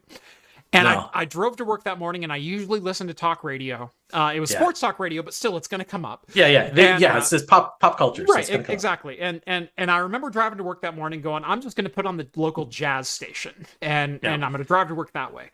And that worked out. And then the entire day, I didn't log into Twitter or Facebook or Insta or anything, any kind of social media. I avoided everything. And I went, if I can make it through day 1, it won't be spoiled for me. And that was my whole goal. Yeah. And so I made it through the entire workday. I walk out to my car, 4:30 in the afternoon, and sit down, and I went, I made it. I didn't get spoiled. Awesome. And I'm still in season 3 at this point. Right. And I went, I didn't get spoiled. That's amazing. And I turn on my car, and sports radio comes on the air. And the very first thing I hear out of the radio station is, I told you he was going to die. Already spoiled it for you. Yeah. No, this is the breaking that grudge 6 years later. Breaking Bad, there was a few times I used to have a lot of rituals. If I got really into a show, I used to have a lot of rituals, and towards the end of Sopranos, I used to make myself a big plate of spaghetti and then eat that while I was watching Sopranos. That's a gabagool, But yeah, Breaking Bad. So with Breaking Bad, I actually, for the finale of that, I made some Breaking Bad themed drinks. Nice. It was some blue vodka martini, and I made some blue looked like the blue meth. But I used it, crushed it, and I put it on the rim of the glass and everything like that. Down underneath my bar, I have a bag of light blue rock candy. There you go. Yeah, it was basically homemade rock candy is what I did. Yep. So I do have a bag of rock candy that I keep on hand. But yeah, and that was all that got spoiled for me was that he died. But I mean, a lot of people predicted it anyway. And they did. It was And I wish they still would have left it up to interpretation. I wish like maybe he crawled away. That was the whole ending. That was the whole ending of Sopranos. Right. And they completely left it up to interpretation. Because it just fades to black in Sopranos. It just goes to black. And you don't hear a gunshot. You know he's sneaking up on him. And then it just goes executive producer Jerry Bruckheimer. And you're mother. Yeah, I know. It's like, what the? Yeah, and I think there was an article that came out that said like, yes, he died or something like that. That was it. But yeah, is at the time it was just like it was up to the audience's interpretation of what it was. Right. And it pissed off a lot of people because they were just like, where's the conclusion? Where's the satisfactory conclusion? Payoff? There is no payoff. Yeah. Everyone lost. To be fair, it is very hard to do a satisfactory conclusion to a series, especially a super popular series. I can't think of a single series that came out where it was universally loved, and then when it ended, it was universally still loved. The finale. I will say Breaking Bad is probably one of the only ones. It's pretty close. Maybe MASH might be another one. Probably, right? Is one because it's comedy, but yeah. But you're only 35 years between those. Yeah, I know. There's not that many. Name the next one down in line. Like, you know, like we look at TNG. Like, let's keep this to like within the Star Trek realm, okay? Obviously, Picard season 3, final season of Picard, reunion of TNG cast, airs tonight, and I'll be watching those. Like, trust me, I've got the next 10 Wednesdays mapped out. Actually, it's Thursdays, so. We have a no spoiler rule for 24 hours on my Discord channel within our TV thing. If you spoil TNG for me or Picard or any new Star Trek, instant ban. There's been an inkling. I saw that on the Discord of a potential watch party for Picard, at least for the first episode, which I thought was a good idea. It would be kind of fun. I don't know how we would facilitate that, but so my wife and I have a ritual of normally Sundays are our date nights, and Sundays recently have been drinking beer and playing Wii Sports, and it's been an amazing time. Hey, that's still fun, it's right? Still fun. Yeah. I'm sure the kids get involved in everything. Right. So, this is after the kids go to bed. So we'll put the kids to bed at like 8 o'clock on Sunday night. It's like, you've got school in the morning, sweet dreams, and then we'll go upstairs and get drunk and play Wii bowling. It's a great time. But for TV shows, we have a ritual that Thursday is my slower day because it's the day after Talking Heads. It's the day that I'm usually not quite as productive. And so on Thursday nights, after the kids go to bed, we'll watch whatever shows we want. And during February and on, it's been Picard. It's been Star Trek. It's been Star Trek of some kind, whether it's Lower Decks, whether it's Picard, whether it's Strange New Worlds. Thursday has been our watch day. And so tomorrow I'm going to sit down and I'm going to watch Season 3, Episode 1, Picard at 8 o'clock. And and what I do is I make myself an old fashioned and I sit down and I go, entertain me. Here we go. There you go. And I will say, I've been an adamant defender of Picard. I love what they've done with Star Trek Picard. I am not, but I always find that they start out really good, like very interesting stories, very interesting concepts, and then it just starts diving into crap. It by the end of I'm hating it and I can't watch it. I heard that this one's better. I'm still giving every single season a chance. Right. Now, what did you think of season 2? Because I thought of season 1 that it started out incredibly strong. Like episodes 1 and 2 were phenomenal. Episodes 3 and 4 I could have done without entirely. Yeah. Like, you didn't add anything to the story. I didn't care that much about the characters you were trying to develop, and so their development made no difference to me. You didn't make me care about them before, and reintroducing them and giving them an origin story is not going to make me care about them now. Oh, yeah. They did a lot of that, It was very much of a Goon Squad or Suicide Squad. Like Suicide Squad, kind of thing, where it's like, throw a bunch of characters at the wall and see what sticks. Who the type of is thing. Elnor and why should I care? Yeah. Oh, apparently he has this connection to Picard that we never knew about. Cool. I know Picard and he likes swords, so sell me on it. Right. Yeah. So yeah, season 1, it's like I could do without some of the episodes, but at the end of the day, overall, it told a good story. And it gave us the send-off that we never got for Data. Spoiler alert, sorry. Yeah. And that final scene with Data is one of the best scenes I have ever seen in any Star Trek ever. That scene was pretty decent with Data, and it had like it was the conclusion to Data's story. It was the conclusion of to becoming Data. human. And what's the last thing that you do after becoming human? You die. That's part of humanity, and it's why it's a circle. It's why everything works, and why we strive so hard to do the things that we do, is so eventually we can die and have peace. And I think because I think Brent Spinner was just done playing Data, because he kept showing up in season after season. I think he still shows up in the third season he's too. Still in this he's season. Not Data. He's not Data. Son. He's right. yeah. So Man, it's not like I think he was. I think line on the Soong family. Holy crap! Do they have some strong? There's some strong traits. genes, yes, right. because they all look the same. Right. I think he was just done with like, I don't want to do the Data makeup anymore. I'm done with that. Well, just... well, number one, they killed him in Nemesis. Like Data died.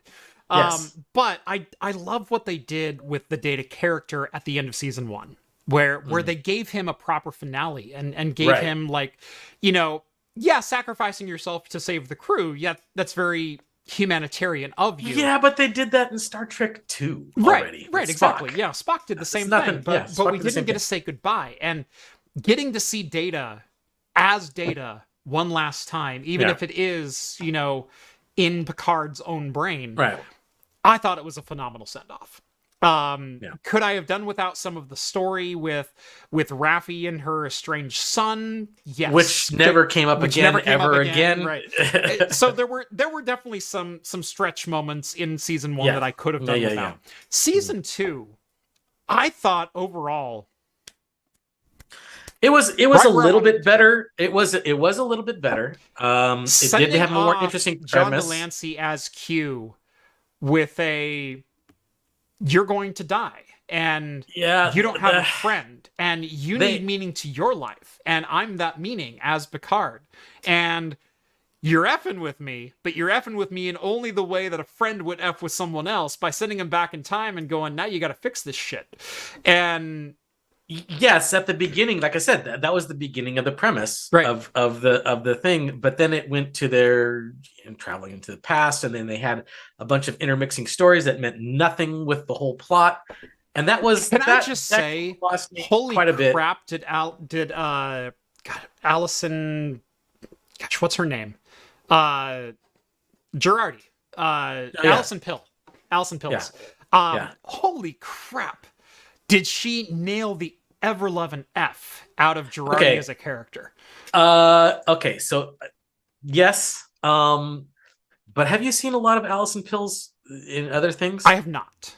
She kind of plays the same character actually in a lot of stuff. I don't care. There was I'm not judging her performance in Picard. I'm not what either. She did I'm not in either. Midsummer Night's Dream on a Boston play. I'm not either. What was that one? There was the one that was really good. It also had Nick Offerman. It was a sci-fi AI type of thing, and also had Allison Pill in it. Oh, right. But she basically played the same type of character, kind of like this super smart, straightforward, all like non-emotional type character. That was excellent too, by the way. And I actually liked Allison Pill in that too. I thought it was very well done. Right. But like almost everything I see her in, she plays the exact same character. Well, what's really funny is everyone forgets she killed her husband in season 1. Yes, I know. It's like, we'll forget that. It's fine. Yeah. Murder isn't that bad in the future.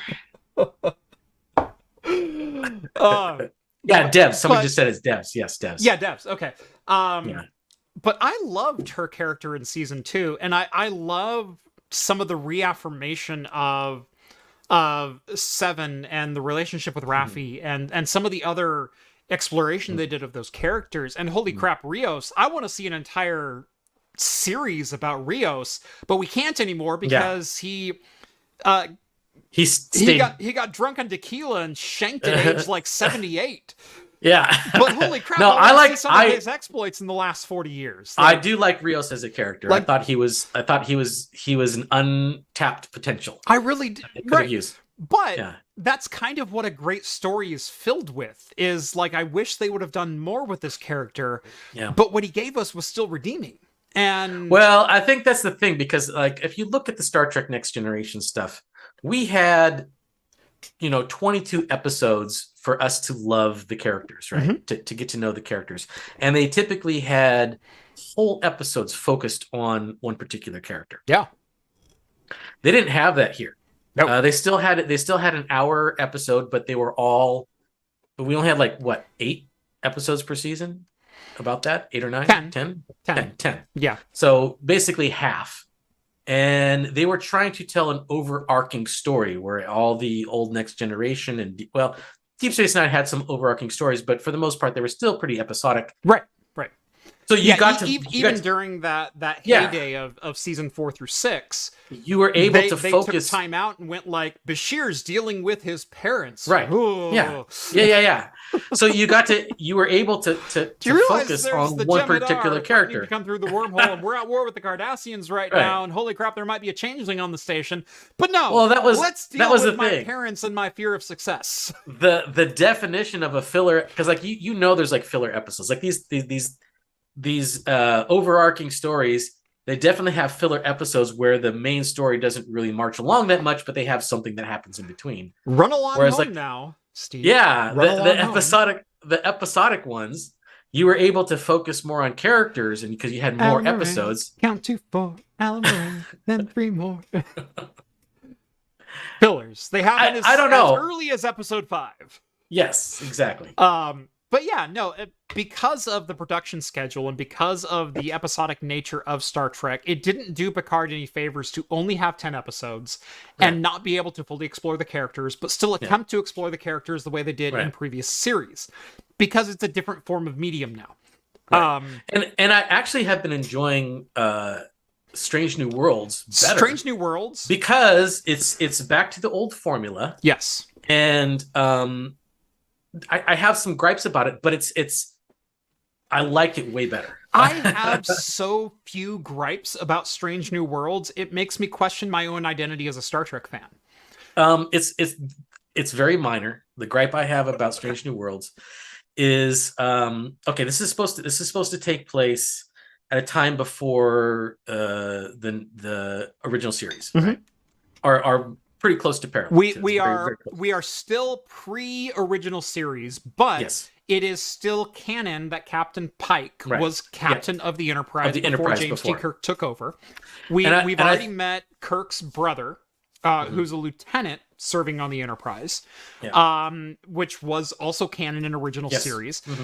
We're starting to see some other things that develop. I mean, obviously Uhura was a cadet and a very gifted one. And I have no problem with that. That's great. Right. We see Spock as a science officer on there, and well, not the first officer, and all of this is canon. All of this has been explored before. Yeah. But I love the fact that they went back to pure episodic. Yeah. Yes, there's kind of an overarching story with Strange New Worlds, but holy crap, they made me care about every single character in a way that hasn't been done since Voyager. Yeah. The only gripe I have usually about it is just how they portray the Federation. Because like even if you go back to the original series, they were very militaristic and stoic in their presentation of how they present problems. It wasn't until the newer Trek that they were, and I guess I want to even maybe say J.J. Abrams was probably the person who probably ruined this, is they made it more of a joke, more of like everybody's joking and kind of palling around and not as serious Kirk going about what's happening during the Kobayashi Maru. Okay, because the reason why Kirk was such an enduring character is because yes, he bent the rules, right? But when it came to brass tacks, he was serious, right? Right. But these other characters, they're kind of like very jokey, don't take things serious type of a things, which is not very what I call Star Trek-y, but yeah, it's a minor gripe. It really is. I will say, I find on Discovery when they crack a joke to be immersion breaking. When they did it on Strange New Worlds, I found it to be endearing. And what I mean by that is the way in which the jokes were said on camera, the person who said them, what is the situation that you're facing right now? Right. You know, because you have these amazing characters, so obviously you got Captain Pike, who jokes when there needs to be a joke said.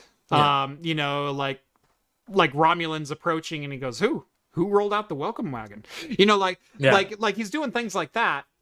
And then it's like, okay, let's get more information. Okay, now I need to put on Captain Face and whatnot. Yeah. But you have, who's the helmsman? The Ortegas.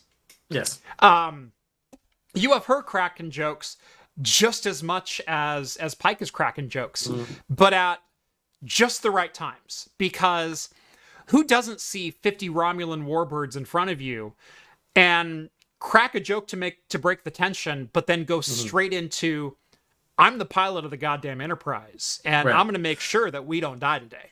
And I get that, and I really do. But if you look at Next Generation, they never crack jokes, almost never. It was that was funny because it was kind of a play on the audience because they really didn't like Wesley. But Picard was being serious about that, right? But the other one was not now, Mr. Worf. It was Worf being shut down. If you've ever watched the YouTube breakdown of how many times Worf suggested something, and then it's like, no, we're not going to do that. Yeah, it was Next Generation was the humor from the situation, not them being silly. Which I love them taking into Lower Decks and having Drax do basically the same thing of like, please let me fire phasers. I want to fire phasers. Let me target the warp core. That type of thing. Just hail them. Oh, come on. That type of thing makes perfect sense for Lower Decks, and that's why I like Lower Decks, because it makes perfect sense for that. But again, with Enterprise and with Discovery, I found it to break all immersion with how campy it was. Yeah, it was so campy. But then the return to campiness, but in the right subtext with Lower Decks, made it so endearing. I just wish on Strange New Worlds they would just tone it down a little bit more. I think I would enjoy it a lot more. I'm still enjoying it. I still like it. I just think if they tone it down a little bit more, I would. Did you watch the episode where they're doing the Lower Decks challenge? In Lower Decks? No. The Strange New Worlds episode. I don't think, because I haven't finished it yet. Where they are doing the checklist of things that you have to do to get your name on the leaderboard for the Lower Decks. No, I didn't see that one yet. You need to watch that episode because it will completely change your tone. Because what they do is there's a series of challenges that is presented by Lower Deckers of things that you have to do on the Enterprise and not get caught. And you'll get your name into the ranks kind of thing. And so it was things like commandeer a spacesuit and engrave your name on the hull. And didn't they do that? Didn't they do that in Lower Decks too? They did that in Lower Decks too, but I was just going to say, I thought there was something that they had about that. Right, but hold on. So Una, number one, and Sung, the security chief, they find out about this contest. And they're like, we can be fun too. Who says we can't be fun? Oh, okay. And so they embark on this contest themselves, and they start doing these things that the Lower Deckers have been doing. And so it's like, playing pranks on the bridge crew, and then engraving your name with a phaser on the hull of the Enterprise, and then doing this and then doing that. And it is so funny from taking that stoic militarism of the original series and watching a couple characters break rank to go out and do these things. It's all the endearment you need to make you love those characters. See, I think that's something more akin to the Orville, and I think it fits the Orville a lot better because that's when you watch this episode. Okay, you will change I mean, don't get me wrong. I still love it. I still think it's good. Right. It's just a minor gripe. It's not the worst thing in the world, honestly. It's still much better than like Discovery. Way better than Discovery. Yeah. Yeah, Anyway. I liked Ortegas as a character, and I liked her on Expanse, Melissa Navia. Yeah, Melissa Yes. Navia, phenomenal person. There's right before, so this is gonna get a little sad for a minute. So Melissa Navia, she plays Ortegas on Strange New Worlds. She had been auditioning for role after role after role, and finally the role of Ortegas came up, and she read for it and then got offered the role. And then her husband died. Yeah. And she has a whole story posted on it, and she has a whole basically history that you can read into about her reaching the opportunity of a lifetime with getting to play Ortegas on Star Trek and getting a syndicated role, essentially. And, you know, your next 7 years, you're set. You have a job. You know, you're the only one who can cost you this job, and you finally arrived. You finally got the role that you've been looking for all of your life. And the love of your life passes away. Yeah.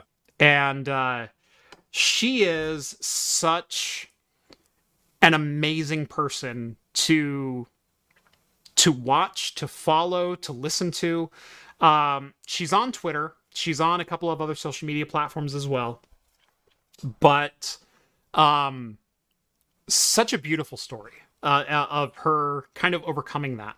And Well, that's very similar to Rick Moranis. Yes. Who was extremely popular, and height of his popularity, and his wife dies, right? And his wife died, and he's like, well, I'm just gonna quit because I want to be there for my kids. Yeah, he was you know, Feed Me Seymour. He did Spaceballs. He was Dark Helmet. He did Honey, I Shrunk the Kids 1 and 2. Yes. And at the height of his popularity in the 90s, he's making millions of dollars.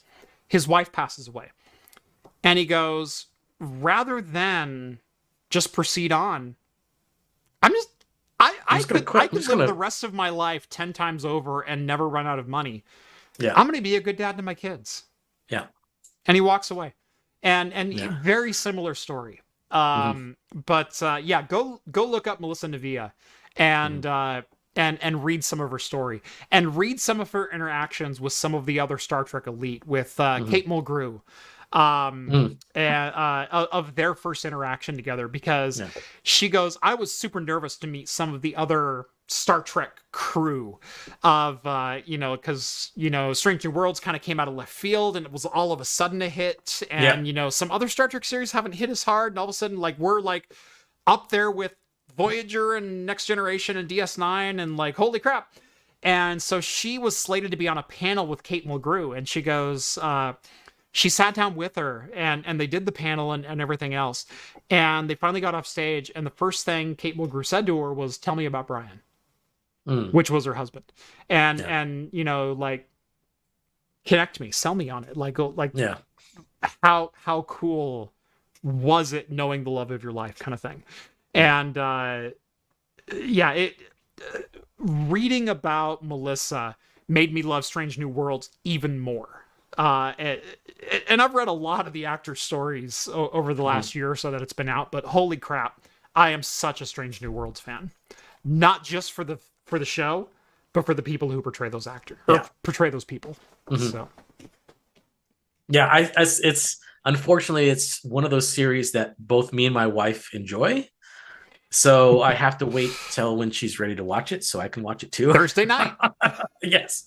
Well, no, because the season's done, right? Yeah. And so we stopped at a certain new point. episodes are due out in April, maybe May. Yeah. So just got to find time to do it. Right. It's one of those things, because it's usually that it's one of those times where my wife is just so tired and it's like, I just want to watch a half-hour show. It's like, we got Strange New World. It's 50 minutes. We could do that, right? We She's could like, do no, it. just give me a half-hour show. Give me a half-hour show. Yeah. So like I said, me and my wife, we set aside 2 nights a week. Thursday night, we will watch whatever TV show that we want to watch. And then Sunday nights is Drunk Wee Bowling. And I highly recommend it. Drunk Wee Bowling. I think my wife wants to take me to real drunk bowling. So I set up one of my minis forums PCs, the 5600U, as an emulation system to run on our main screen out in the living room, and got Dolphin set up, and I bought a sensor bar. Yeah. But I bought a sensor bar that natively will sync with Wiimotes. Oh, nice. It's a super cool thing. It's like $15 or $20 on Amazon. Cheap. But instead of like having to hack your Wiimotes and sync it with Bluetooth and deal with all the crap that comes with that, it has the protocol for Wiimotes built into it. And so you sync it with that, and it lights up and it vibrates and it gives the sounds and everything that has gone into the work of the Dolphin emulator comes to fruition with hooking up a native sensor bar with an actual Wiimote. And it's USB? It's USB. Single USB man, that's plug. Perfect. Nice. Kind of like the old Xbox 360 wireless adapter that you would buy, where you could hook up a native Xbox 360 controller to your PC and have it work natively. This does the same thing, but for Wiimotes. Oh, and so it gives link that down below. I kind of want to get that. And so it gives you the sensor bar. It hooks it hooks you up, and it recognizes players 1, 2, 3, 4 inside of Dolphin. You say, "I'm connecting a real Wiimote," and it goes, "Cool, player 1, I got you. Let's go." Yeah, because I still have my Wiimotes. Right. I still have everything. Actually. Right, and the vibration works. The sound coming through works. So if you're doing Wii Fit, you get the coming through the Wiimote, and the sounds that you get on like Mario Kart and crap like that, they play through the Wiimote. Works. Yeah, cool. It's amazing. And so we're playing Wii at 4K ultra wide. Yeah, that's to say, that's the beauty of Dolphin. But we've got like golf and bowling and all those things that we're playing on my 75-inch screen in the living room, and it's amazing. Yeah, it's fun. Also recommended. I'll have to get that. High proof ciders. Well, that's right, because your wife is she can only drink ciders. Yeah, my wife has celiac disease, and so no wheat, barley, or rye, which pains me to no end. It's more for you, honestly. Right. It's more beer for me, because who doesn't like a malted beverage? Yeah. But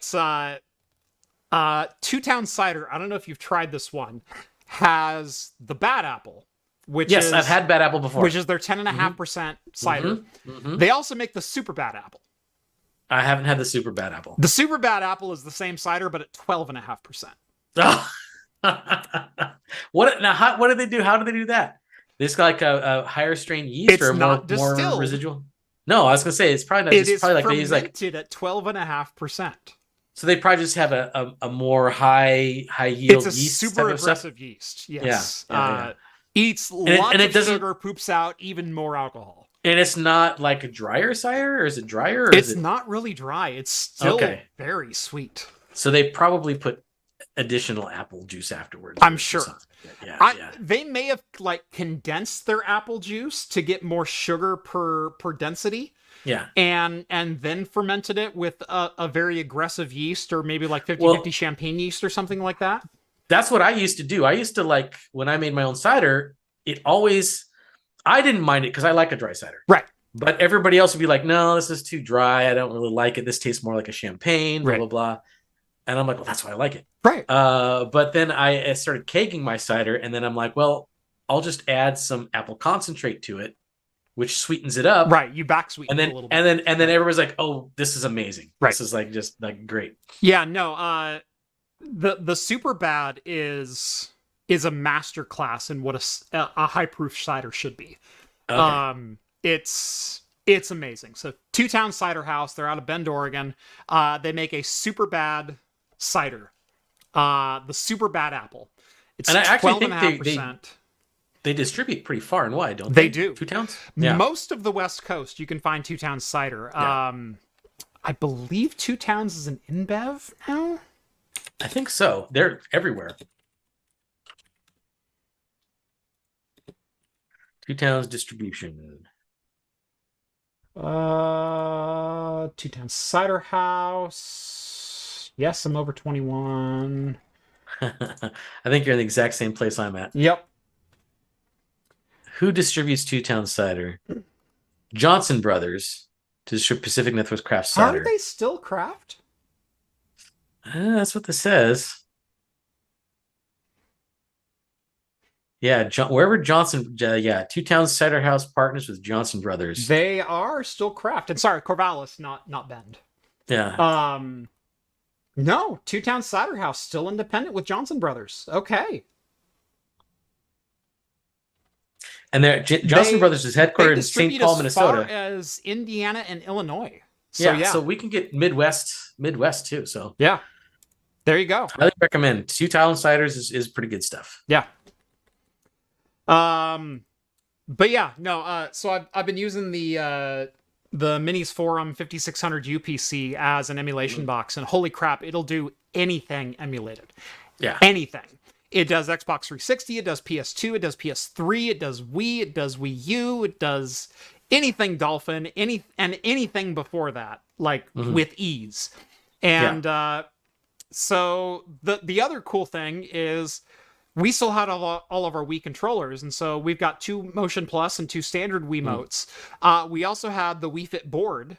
So we've been doing the Wii Fit on there as well. The Wii Fit board, yes. So like the ski slalom and crap like that. Right. Like it all works natively. It's amazing. Nice. That's great. And in full 4K. So that sounds really good. highly recommended.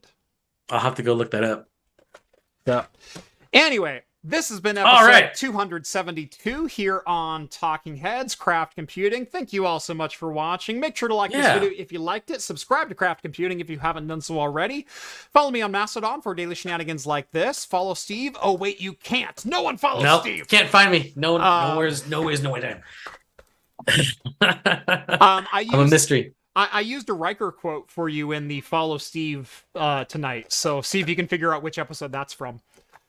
I don't think I can remember where that's from. So I said, follow Steve. You can't. Don't even try. I don't remember where that's from. Anyway, if you like this show but don't have quite the full 2 hours, make sure to subscribe to Craft Extra, where we will post clips of this show with full timestamps and everything else. I think that's gonna about do it. Steve, any good of the order? Anything else? I think I got a pretty much free night. I'm gonna go to the after party. I kind of feel like I want to play some games tonight. I don't know. That could be fun. That could be fun. Get I a think little we might do something. going. I want to do something. I think it sounds like fun. I'm just looking at it. Okay. Hey, it doesn't look like the picture. Nope, it doesn't look like the picture. Oh, look at that cutie. So little bits here. So what's our new cat's name?